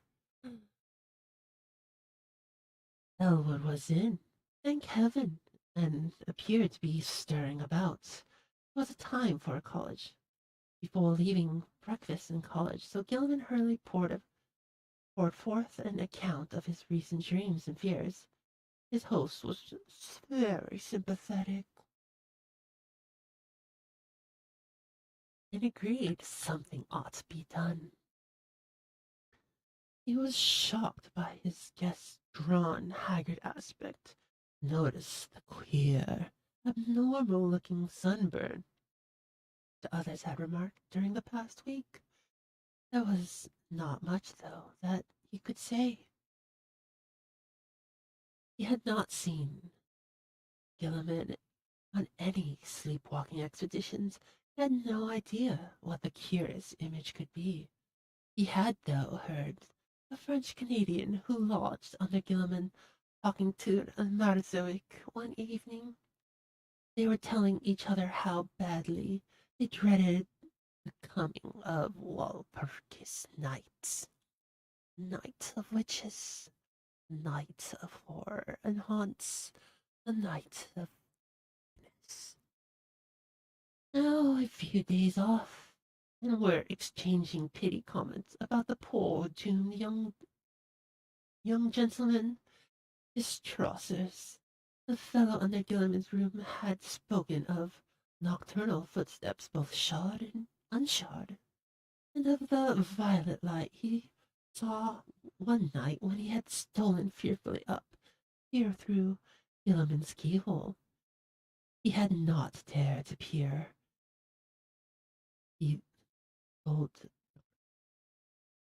Marswick after he had glimpsed the light through the cracks around the door. There had been a soft talking, too, oh, gently, and as he began to describe it, his voice had sunk into an inaudible whisper. Elwood could not imagine what had set these superstitious creatures gossiping, but supposed their imaginations had roused by Gillian's late hours and somnolent walking and talking, on the other hand, and by the nearness of traditionally feared May Eve. On the other hand, Gilliman talked, and his sleep was plain, and it was obvious from this drosser, he who listening, that the elusive notion of the violet dream light had got abroad. These simple people were quick to imagine they had seen any odd thing and heard about. As for a plan of action, Gilliman had better move down to Elwood's room and avoid sleeping alone. Elwood, if awake, rouse him whenever he began to talk or rise in his sleep. Very soon, too, he must see this specialist. Meanwhile, they would take the spiky image around to various museums and to certain professors, seeking identification and stating that it had been found in a public rubbish can. Also, Dombrowski must attend to the poisoning of the rats in the walls, the scratch, the little rats.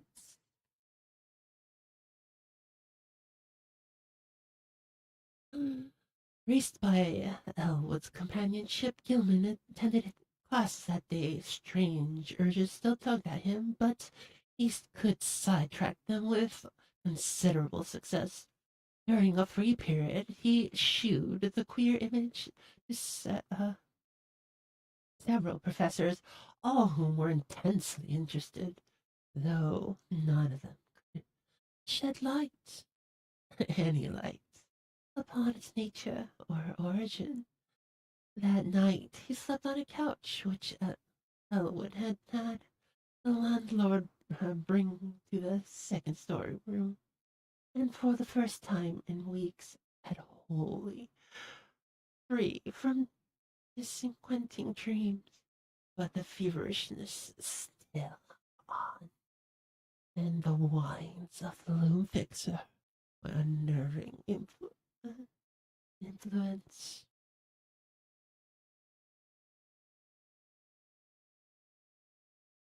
During the next few days, Gilman enjoyed an almost perfect immunity from morbid manifestations. He had, Elwood said, shewed no tendency to talk or rise in his sleep. And meanwhile, the landlord was putting rat poison everywhere. The only disturbing element was that the talk among the superstitious foreigners, whose imaginations had become highly excited. Marasuik was always trying to make him get a crucifix, and finally forced one upon him, which he had said been blessed by the good father Iwaniki. His droshers, too, had something to say. In fact, he insisted that cautious steps had sounded in the now vacant room above him on the first and second of Gilman's absence from it. Paul Chonsky thought he heard sounds in the hall and on the stairs at night, and claimed that his door had been softly tried, while Miss Dombrowski vowed she had seen Brown Jenkin for the first time since All Hallows Eve. But such naive reports could mean very little when Gilman let the cheap metal crucifix hang idly from a knob on his host's dresser. For 3 days, Gilman and Elwood canvassed the local museums in an effort to identify the spiky image, but always without success.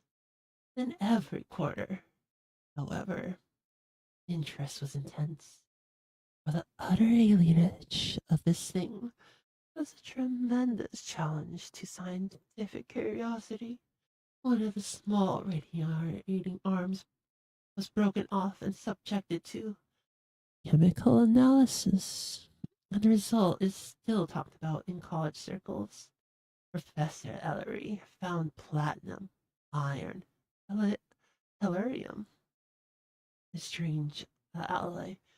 Mixed with these were at least three other apparent elements of high atomic weight, which chemistry was absolutely powerless to classify. Not only did they fail to correspond with any known elements, but they did not even fit the vacant places reserved for probable elements in the periodic system. The mystery remains unsolved to this day, though the image is on exhibition at the Museum of Miskatonic University. On the morning of April 27th, a fresh rat hole appeared in the room where Gilman was a guest, but Dombrowski pinned it up during the day.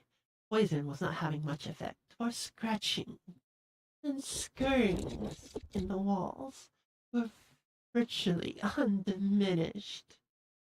Elwood was out late night, and Gilman waited up for him.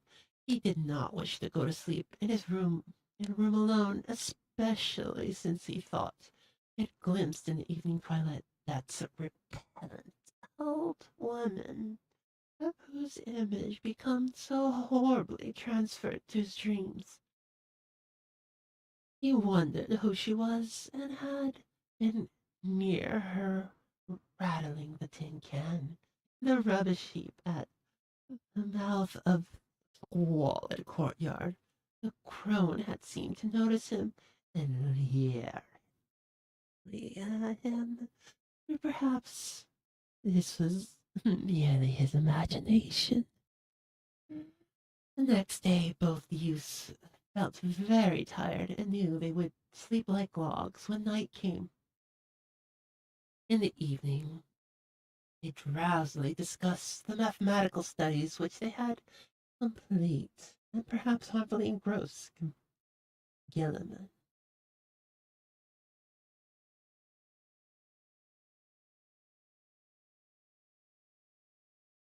They spoke of old Keziah Mason, and Elwood agreed that Gilliman had good scientific grounds for thinking she might have stumbled on some strange significant information. The hidden cults to which these witches belonged often guarded and handed down not surprising secrets from elders for forgotten aeons past. It was by no means impossible that Kazai was actually mastered the art of passing through dimensional gates. Traditional emphasis, the uselessness of material better barriers and halting uh, a witch's motions. And who can say what underlies the old tales of broomstick rides through the night? Whether a modern student could ever gain similar prowess for mathematical research alone was still to be seen. But success, Gilman added, might lead to dangerous, unthinkable situations. Or who could foretell the conditions pervading an adjacent but normally inaccessible dimension? On the other hand, the picturesque possibilities were enormous and could not exist in certain belts of space, and by entering and remaining in such a belt, one might preserve one's life and age indefinitely, never suffering organic metabolism or deterioration except for slight amounts during visits to one's own similar planets. One might, for example, pass into a timeless dimension and emerges at some remote period of the Earth's history as young as before. Whether anybody had or managed to do this, one could hardly conjecture, and with any degree of authority. Old legends are hazy and ambiguous. In historic times, all attempts at crossing forbidden gaps seemed complicated by strange and terrible alliances, and with beings and messengers from, well, the outside. Well, there is what's known as outer gods. There was an immemorial figure of the deputy or messenger of hidden and terrible powers, the Black Man of the witch cult, the Nyarlathotep of the Necronomicon. And there was, too, the baffling problem of the lesser messengers of or intermediaries, the quasi-animals and queer hybrids, which legend depicts as witches' familiars. As Skilton and Elwood retired, too sleepy to argue further, they heard Joe Mazowick reel into the house half drunk and shuddered at the desperate wildness of his whining prayers. That night, Skilman saw the violet light again. In his dream, he had heard a scratching and gnawing in the partitions, and thought that someone fumbled clumsily at the latch. Then he saw the old woman, a small, furry thing, advancing toward him over the carpeted floor. The beldame's face was alight in inhuman exultation. and the little yellow tooth of morbidity tittered mockingly as it pointed at the heavily sleeping form of Elwood on the other couch across the room. A paralysis of fear stifled all attempts to cry out. And once before, the hideous crone seized Gilliman's shoulders, yanking him out of bed into empty space. The infinitude of the shrieking twilight abysses flashed past him, but in another second he thought he was in a dark, muddy, unknown alley of of such fetid odors, and with rotting walls of ancient houses towering up on every hand. Ahead lay the robed black man that he had seen in the peaked space in the other dream.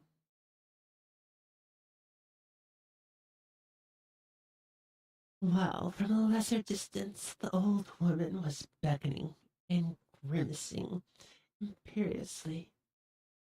Brown Shakian was rubbing itself with a kind of affectionate playfulness around the ankles of the black man, which the deep mud largely concealed.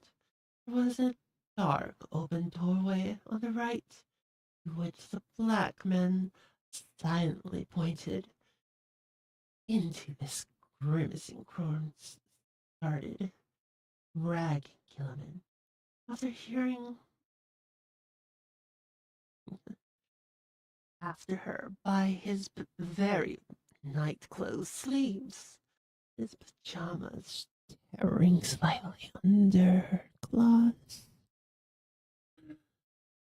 There were evil-smelling staircases which creaked ominously, and on which the old woman seemed to radiate a faint violet light. And finally, a door leading off a landing. The crone fumbled with the latch and pushed the door open, motioning to Gilliman to wait and disappearing inside the black aperture. The youth oversensitive ears caught a hideous, strangled cry, and presently the beldam came out of the room, bearing a small, senseless form, which she thrust at the dreamer, as if ordering him to carry it. The sight of this form and the expression on its face broke the spell. Too dazed to cry out, he plunged recklessly down the noisome staircase and into the mud outside, halting only when seized and choked by the waiting black man. As his consciousness departed, he heard the faint, shrill tittering of the thing, rat-like abnormality. On the morning of the 29th, Gilman awaked into a maelstrom of horror. The instant he opened his eyes, he knew something was terribly wrong, for he was back in his old garret room.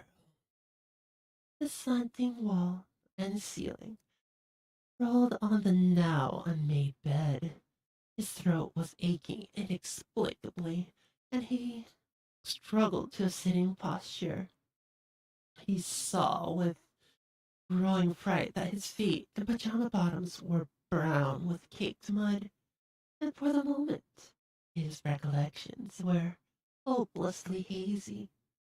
But he knew, at least, that he must have been sleepwalking. Elwood had been lost too deeply in slumber to hear and stop him.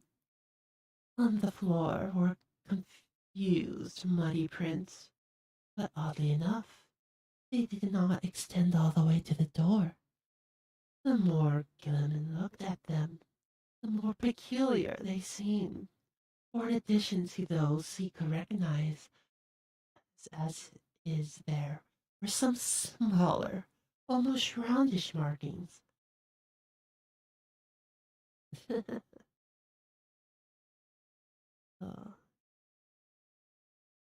Such as the legs of a chair or a table might make, except that most of them were divided into halves. There were also some curious muddy rat tracks leading out of a fresh hole and back in again. Utter bewilderment and fear of madness raked Gilman as he staggered to the door and saw that there were no muddy prints outside.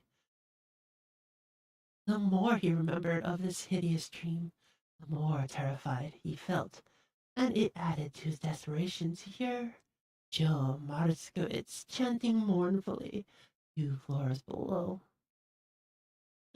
Descending to Elwood's room, he roused his still sleeping host and began telling of how he had found himself. But Elwood could form no idea of what might have really happened, where Gilman had been, impossibly.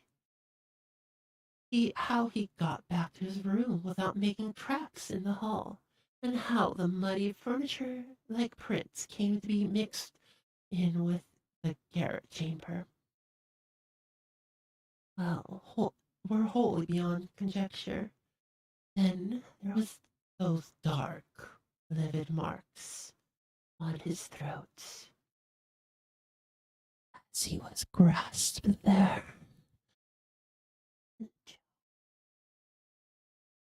There. And he tried to strangle himself. As if he tried to strangle himself. He put his hand up to them, but found that it did not even approximately fit. While they were talking, the Rochers dropped in to say that he had heard a terrific clattering overhead in the dark, small hours. No, there had been no one on the stairs after midnight, though, just before midnight. He had heard faint footfalls in the garret, and cautiously descending steps. Did not like it was, he added, a bad time of year for Arkham. The young gentleman had better be sure to wear the crucifix Joe Marskowitz had given him. Even the daytime was not safe.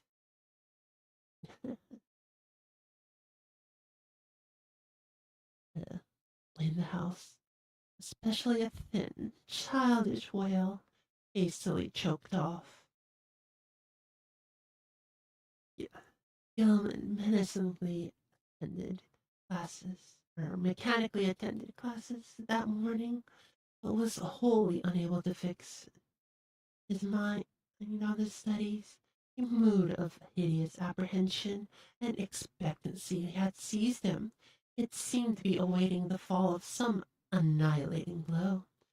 At noon, he lunched at the university spa, picking up a paper from the next seat as he waited for dessert.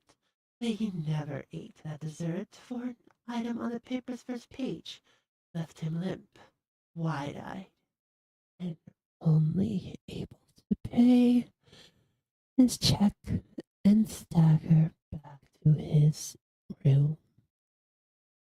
There had been a strange kidnapping the night before in Orne's gangway, and the 2-year-old child of a clod-like laundry worker named Anastasia Warthog had completely vanished from sight. The mother, it appeared, had feared the event for some time. The reasons she assigned for her fear were so grotesque that no one took them seriously. She had said that she had seen Brown Jenkins about the place. Now and then, since early in March, knew from its grimaces and tittering that the little lad, Ladislas must be marked for sacrifice, and at the awful Sabbath on Walpurgis night, she asked her neighbor Mary Chesney sleep in the room and tried to protect the child.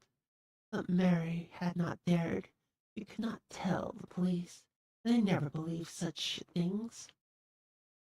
Children had been taken that way every year since she could remember, and her friend, Pete Stowak, could not help because he wanted the child out of the way anyhow.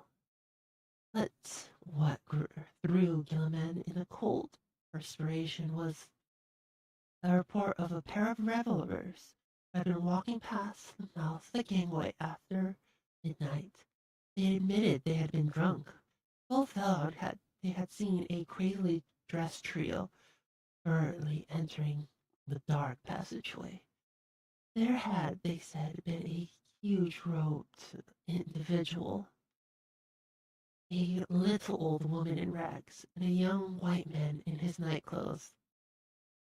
The woman had been dragging the youth, while around the feet of the huge individual a tame rat was rubbing and weaving in the brown mud. Gilliman sat in a daze all the afternoon, and Elwood, who had meanwhile seen the papers form terrible conjectures from them, found him thus, and he came home. This time neither could doubt that something hideously serious was closing in around them. Between the phantasms of nightmares and realities of the objective world, a monstrous and unthinkable relationship was crystallizing. And on a stupendous vigilance, and only stupendous vigilance could avert still more direful developments. Gilliman must see a specialist sooner or later, but not just now, when all the papers were full of this kidnapping business. What had really happened was maddeningly obscure. For a moment, both Gilliman and Elwood exchanged whispered theories of wild, the wildest kind, and Gilliman unconsciously succeeded better than he knew in his studies of space and its dimensions. Had he actually slipped outside our sphere to points unguessed and unimaginable, where if anywhere had he been on those nights of the demonic alienage? The roaring twilight abysses, the green hillsides, the blustering terrace, the pools from the stars, the ultimate black vortex, black man, the muddy alley, and the stairs the old witch had used. And, well, the fanged little horror, and the bubble congress, the lit up polyhedron, the strange sunburn, the wrist wound, unexplained image, the muddy feet, the throat marks, the tales and fears of the superstitious foreigners. What did it all mean? To what extent do the laws of sanity apply to such case? There was no sleep for either of them that night, but the next day they both cut clouses and drowsed. This was April 30th, and with dusk would come the hellish Sabbath, which all foreigners and the superstitious old folks feared. Martha came home at 6 o'clock and said people at the mill were whispering that the Walpurgis revels would be held in the dark ravine beyond Meadow Hill, where the old white stone stands, in a place nearly void of all plant life. Some of them had even told the police and advised them to look there for the missing Olehico, kid, and they did not believe everything would be done. Joe insisted the poor young gentleman wear his nickel-chained crucifix, and Gilliman put it on and dropped inside his shirt to humor the fellow. Later tonight, the two youths sat drowsing in their chairs. All right. Dinosaur. あらら、まあまあ、ほんといい子かね。ほんといい子かな。Goodness. Well, we're about to find out what horrors can be wrought on ages past.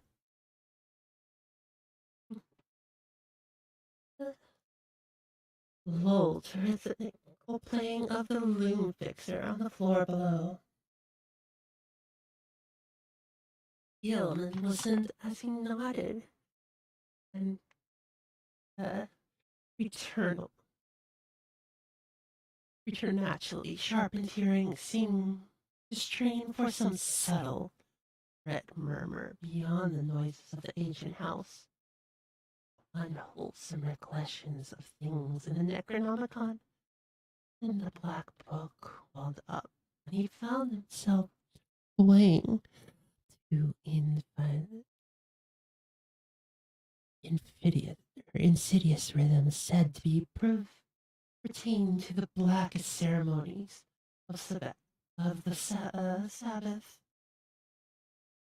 and, and to have origins outside of time and space we can comprehend. Presently, he realized that he was listening for the hellish chant of celebrants in the distant back valley. How did he know so much about what they expected?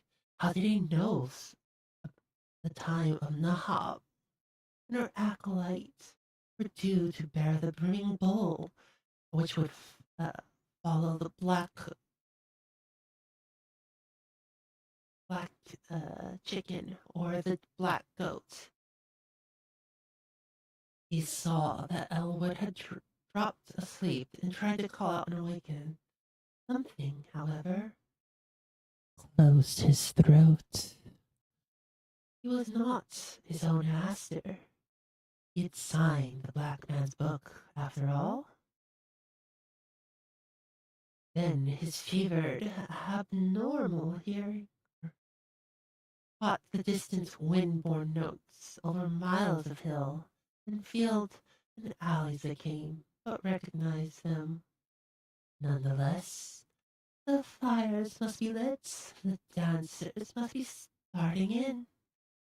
How would he keep himself from going? That was it. That's what enmeshed him. Mathematics, folklore, the house, old Keziah, young Jenkins.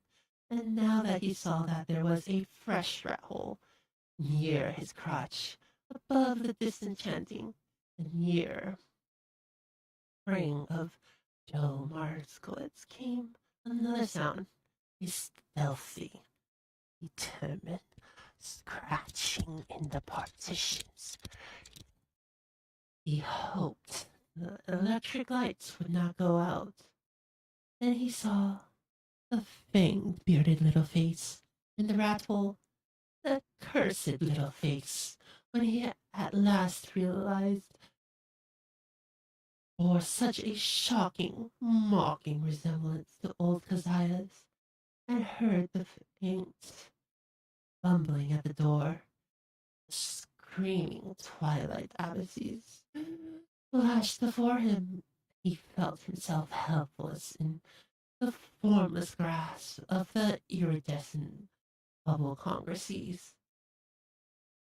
The head raced the small, kaleidoscopic polyhedron, and all through the churning void there was a heightening acceleration of the vague tonal pattern, which seemed to foreshadow sun unutterable and unendurable. He seemed to know what was coming. The monstrous burst of the Wolperk's rhythm, in whose cosmic timbre it would be concentrated all the primal, ultimate space-time seethings which lie beyond the masses, the mass spheres, and all other types of matter, something breaking forth, heaving out in measured reverberation, beating like a heart. Oh, that every layer of entity given hideous significance throughout the world to certain dreaded periods. But all this vanished in a second. He was again in the cramped, violet-lit peaked space and the slanted floor, the low case of adjacent books, and the bench and the table, the queer objects, and the triangular gulf at one side. On the table lay a small white figure, an infant boy, unclothed, unconscious, while on the other side stood the monstrous, leering old woman with a gleaming, grotesque, hafted knife in her right hand and a queerly proportioned pale metal bowl covering with curiously uh, chast designs and having delicate layered handles in her left. He was noting some croaking ritual in a language which Gilman could not understand, but which seemed like something guarded. They quoted in the Necronomicon.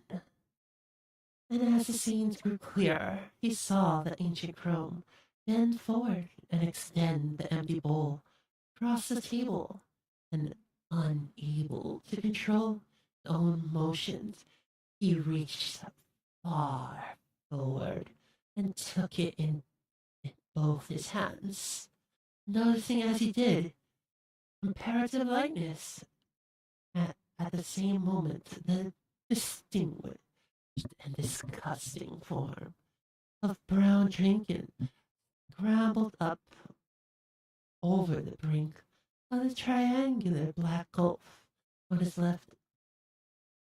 The crone now motioned him to hold the bowl in a certain position, and while she raised the huge grotesque knife above the small white victim as high as her right hand could reach, the faint, furry thing began tittering, a continuation of the unknown ritual, while the witch croaked loathsome responses. Gilliman felt gnawing, poignant abhorrence shoot through his mental, emotional paralysis, and the light metal bowl shook in his grasp. A second later, the downward motion of the knife broke the spell completely, and he dropped the bowl with a resounding bell-like clangor. His hands darted frantically to stop the monstrous deed. In an instant, he had edged up the slanting floor, around the end of the table, and wrenched the knife from the woman's claws, sending it clattering over to the brink of the narrow triangular gulf. In another instant, however, matters were reversed. Those murderous claws had locked themselves tightly around his own throat, while the wrinkled face was twisted with insane fury. He felt the chain of the cheap crucifix grinding into his neck, and in his perils wondered how the sight of the object itself would affect the evil creature. Her strength was altogether superhuman, but as she continued her choking, he reached feebly into his shirt and drew out the metal symbol, snapping the chain and pulling it free, and slid the device. And at sight of the device, the witch seemed struck with panic, and her grip relaxed long enough to give Coleman a chance to break away entirely. He pulled the steel-like claws from his neck and would have dragged the beldam over the edge of the gulf had not the claws received a fresh access of strength and closed it again. This time he solved it. He resolved to reply in kind, and his own hands reached out for the creature's throat. Before he saw what it was he was doing, he had the chain of the crucifix twisted about her neck. A moment later, it tightened it enough to cut off her breath. During the last struggle, he felt something bite his ankle and saw that Brown Jenkins had come over to aid her. With a savage kick, he sent the morbidity over the edge of the gulf and heard it whimper on some far level below. Whether he had killed the ancient crone, he did not know, but he let her rest on the floor where she had fallen. Then, as he turned away, he saw on the table a sight which nearly snapped the last thread of his reason. Brown Jenkins, though of tough sinew and with 4 tiny hands of demonic dexterity, had been busy while the witch was throttling him, and his efforts had been in vain. What he had prevented the knife from doing to the victim's chest, the yellow fangs of the furry blasphemy had done to a wrist and a bowl lately on the floor, but full. Besides the small, lifeless body. In his dream delirium, Gilliam heard a hellish, alien-ridden chant of the Sabbath coming to from an infinite distance and knew the black man must be there. Confused memories mixed themselves with his mathematics, and he believed his subconscious mind held the angles which he had needed to guide him back into the normal world. Alone and unaided for the first time, he felt that he was in memorably sealed loft above his own room, but whether he could ever escape through the slanting floor or the stopped egress, he doubted greatly. Besides, would not an escape through the slanting door or the long from a dream loft, bringing him merely into a dream house, an abnormal projection of an actual place he sought? He was wholly bewildered, and that as to the relation betwixt dream and reality. In all his experiences, the passageway through the vague abysses would be frightful. The Walpurgis rhythm would be vibrating, and at last he would have to hear two veiled cosmic pulsing, which he so mortally dreaded.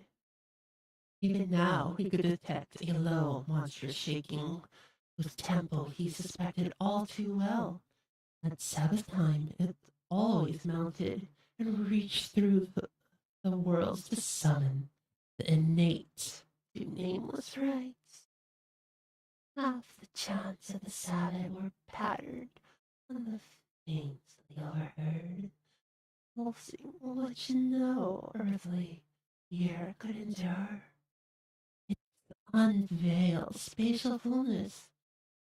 Gilman wondered too whether he could trust his instincts to take him back to the right part of space. How could he be sure not to land on that green litten hillside of a far planet, or on a tessellated terrace above the city of tentacled monsters, somewhere beyond the galaxy, or in the black spiral vortices of that ultimate void of chaos, wherein reigns the mindless demon sultan as a thought. Just before he knew, the plunge of violet light went out and left him utter blackness. The old witch Keziah, the hub that must have been her death, and mixed with the disenchanted Sabbath and whimpers of brown jankin in the floor below, he thought he heard another and wilder whine from unknown depths.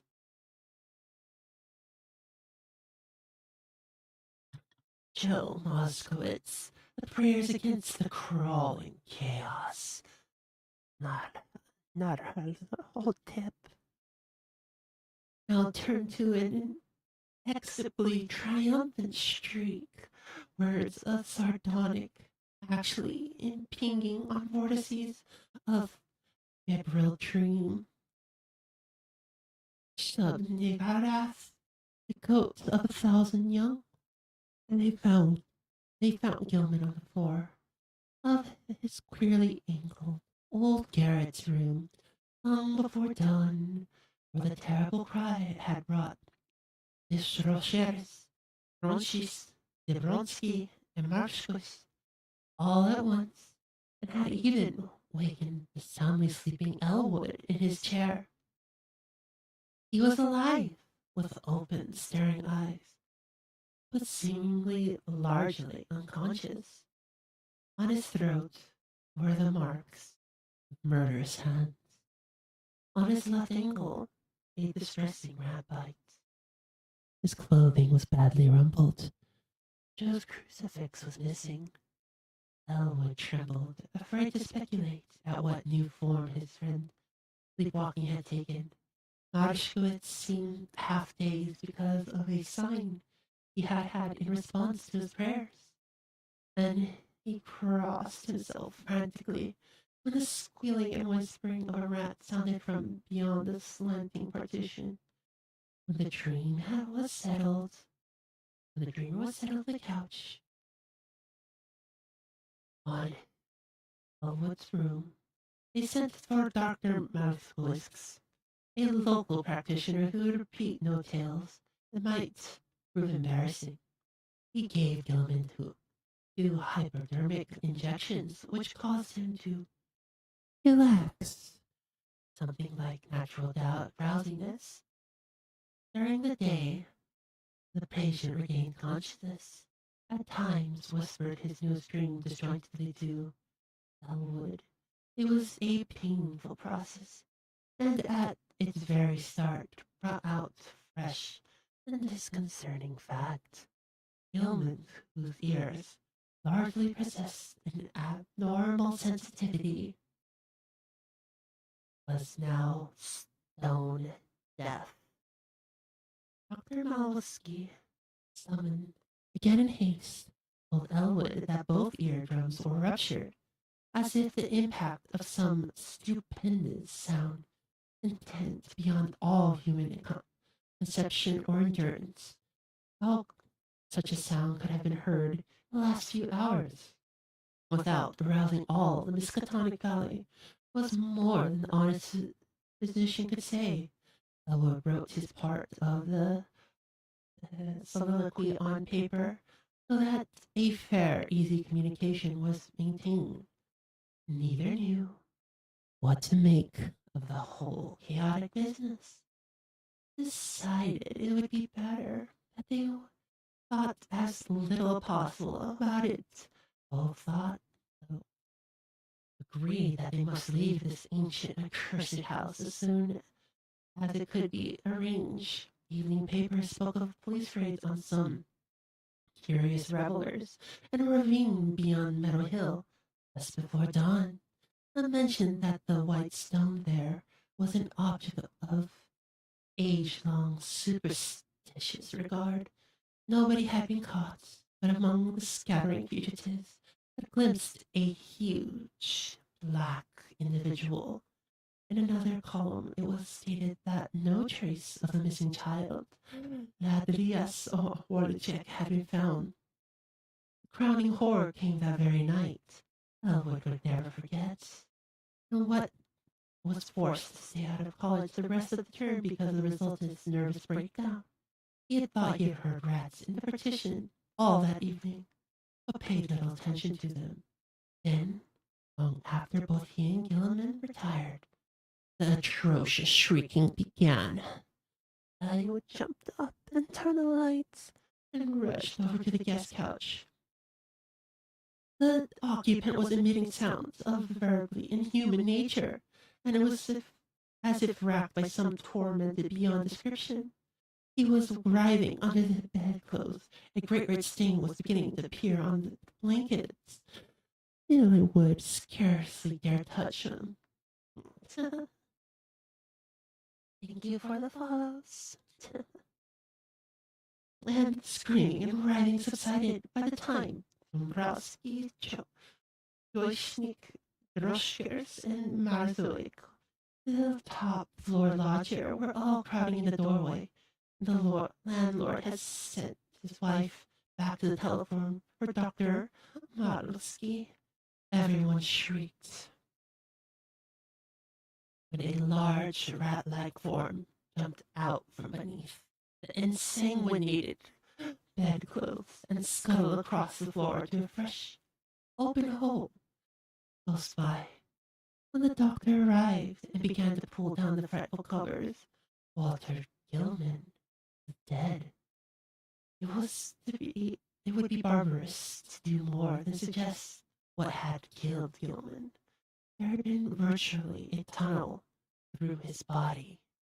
Something had eaten out his heart. Dombrowski, frantic at the failure of his constant rack poisoning efforts, cast aside all thought of his lease. Thank you for the follow. But yes, the first thing Dombrowski frantically had moved out with all his older lodgers to a dingy but less ancient house in Walnut Street.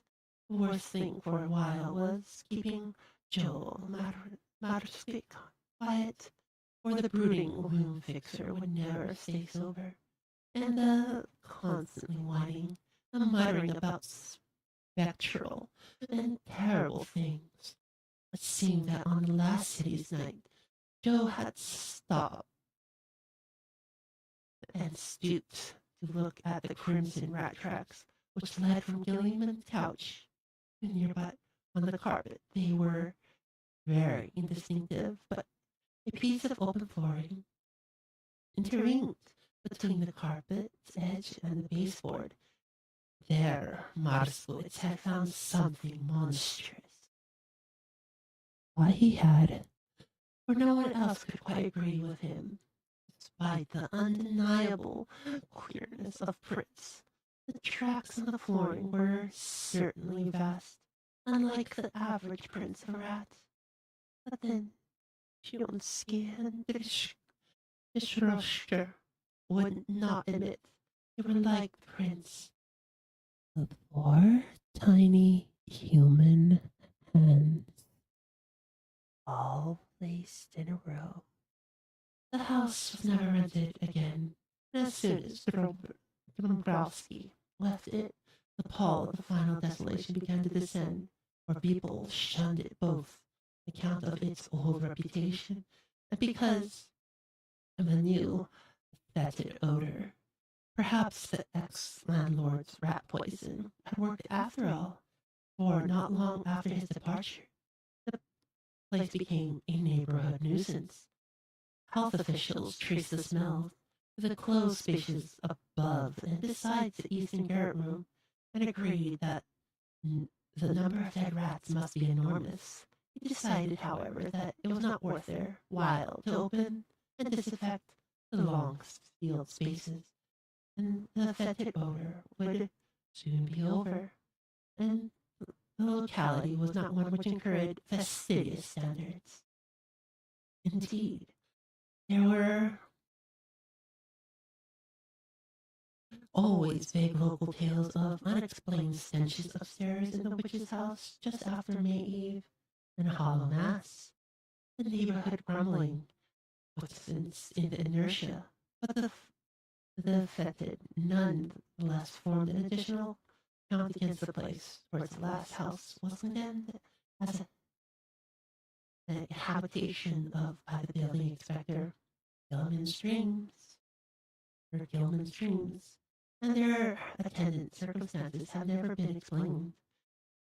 Eli Wood, whose thoughts on the entire episode are sometimes almost maddening, came back to college next autumn and graduated in following June. He found the spectral gossip of the town much diminished, and it is indeed a fact. Notwithstanding certain reports of a ghostly tittering in the deserted house, which lasted almost as long as that edifice itself, no fresh appearances of old Keziah or Brown Jenkins have been muttered since Gilman's death. In the rather fortunate, it is rather fortunate that Elwood was not in Arkham in the later year, when certain events abruptly renewed the local whispers about elder horrors. Of course, he heard about the matter afterwards and suffered untold torment of black, bewildered speculation. But even that was not as bad as actual madness of several possible sites have been. In March 1931, a gale wrecked the roof and the great chimney of the vacant witch's house, so that a chaos of crumbling bricks, blackened moss-gray shingles, and rotting planks and timbers crashed down into the loft and broke through the floor beneath. The whole attic story was choked with, with debris from above, but no one took the trouble to touch the mess before the inevitable raising of the decrepit structure. And the ultimate step came in the following December, and it was when Gilman's old room was cleared out by reluctant, apprehensive workmen that the gossip began. Among the rubbish which had crashed through the ancient slanting ceiling, which made the workmen pause and call the police later. Later, the police came in turn called the coroner, and several professors from the university, were bones badly crushed and splintered, but clearly recognizable as human, whose manifestation modern date conflicted puzzlingly with the remote period as which their only possibility lurking place was the low, slanted loft overhead, that supposedly sealed from all human access. The coroner's physician decided that some belonged to a small child, while certain others were found mixed with shreds of rotten brownish cloth, belonged to a rather undersized, bent female of advanced years. Careful sifting of the debris also disclosed tiny bones of rats caught in the collapse, as well as older rat bones, gnawed by small things, in a fashion now and then highly productive of controversy and reflection.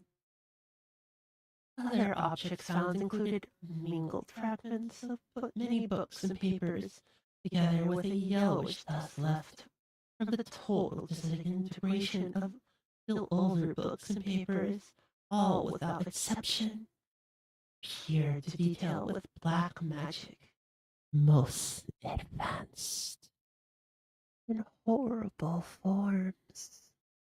And the recent date of certain items is still a mystery, as unsolved as modern human bones. An even greater mystery is the absolute homogeny of the crabbed, archaic writings found on a wide range of papers,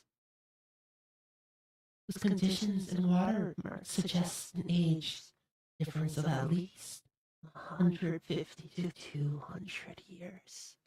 And some, though, the greatest mystery of all is the variety of utterly inexplicable objects. Objects whose shape, form, materials, types of workmanship, and purpose all baffle all conjecture, found scattered amidst the wreckage in evidently diverse states of injury. One of these things, which excited several Miskatonic professors profoundly, is a badly damaged monstrosity, plainly resembling a strange image which Gilman gave to the college museums. After that, it is a larger rod of some peculiar bluish stone instead of metal, and possessed a singularly angled pedestal with undecipherable hieroglyphics. Archaeologists and anthropologists are still trying to examine the bizarre designs based on a bowl of light metal whose inner side bore ominous brown stains, and when found, foreigners and credulous grandmothers are equally garrulous about the northern nickel crucifix with broken chain mixed in the rubbish and shiveringly identified as by Joel Marskowitz as the same one which he gave poor Gilman many years before. Some believe this crucifix dragged up to the sealed loft by rats, while others think that it must have been on the floor in some corner of Gilman's room all this time. Still others, including Joe himself, have theories too wild, too fantastic for sober credence. When the slanting wall of Gilman's room was torn out, the one sealed triangular space between the partitions and the house of the north wall was found to contain much less structural debris, even in proportion to its size, than the room itself, though it had a ghastly layer of older materials which paralyzed the wreckers with horror. In brief, the floor was a veritable ossuary of bones of small children from fairly modern, but all others extending back to infinite graduations to a period so remote that crumbling was almost complete. On the deep bony layer rested a knife of great size, obvious antiquity, and grotesque, ornate, exotic design, above which the debris were piled. In the midst of the debris wedged between a fallen plank and a cluster of ceremonial bricks, or cemented bricks, from the ruined chimney was an object destined to cause more bafflement, veiled fright, and opening superstitious talk in Arkham than anything else discovered in the haunted and accursed building. This object was partially crushed skeleton of a huge, diseased rat, whose abnormalities form are still the topic of debate and source of singular reticence among members of the Mascotonic department. Of comparative anatomy, very little concern the skeleton had leaked out, but the workmen found it whispered in shock. Bones about long brownish hairs which it had associated. Bones of the tiny paws, it rumored imply prehensile characteristics, more typical of the diminutive monkey than of a rat, and while the small skull, with its savage yellow frame, utmost animalis, appeared from certain angles like a miniature monstrosity, created parody of a human skull. The workmen crossed themselves out in in fright when they came upon this blasphemy, but later burned candles of gratitude in St. Anselm's church because of the shrill ghostly tittering They felt they would never hear again.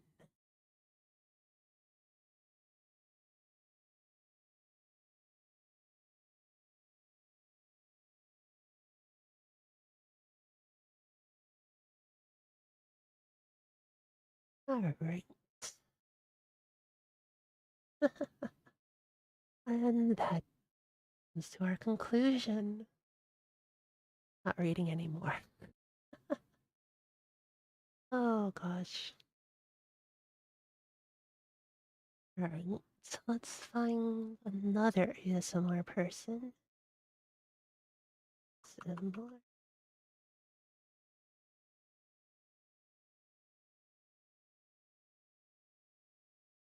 And let's send you their way. Super.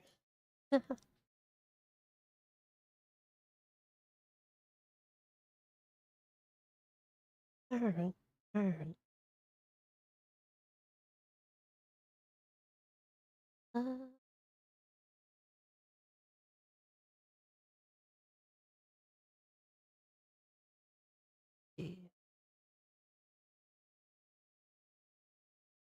Alright.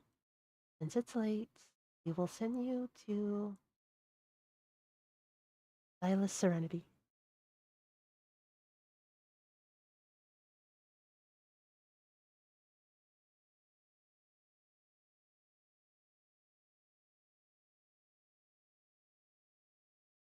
Maybe not. Mm, let's see. Let's.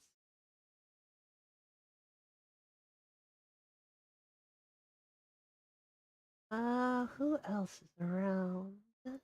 How we can go see. Go bug.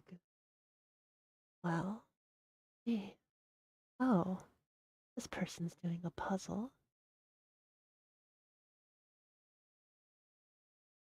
but this one is fine. We have jellyfish. Okay.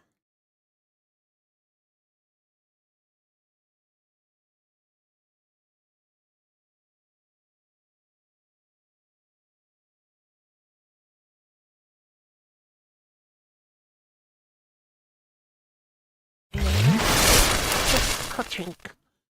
Uh,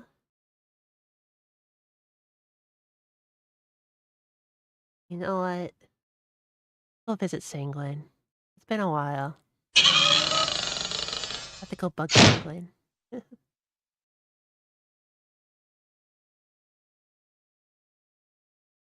So let's go bother our little fun bloody queen.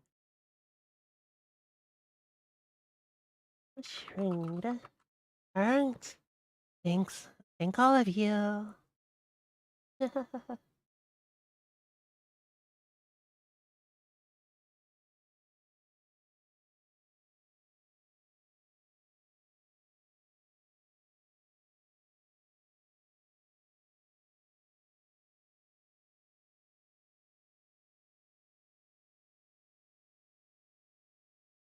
Bye.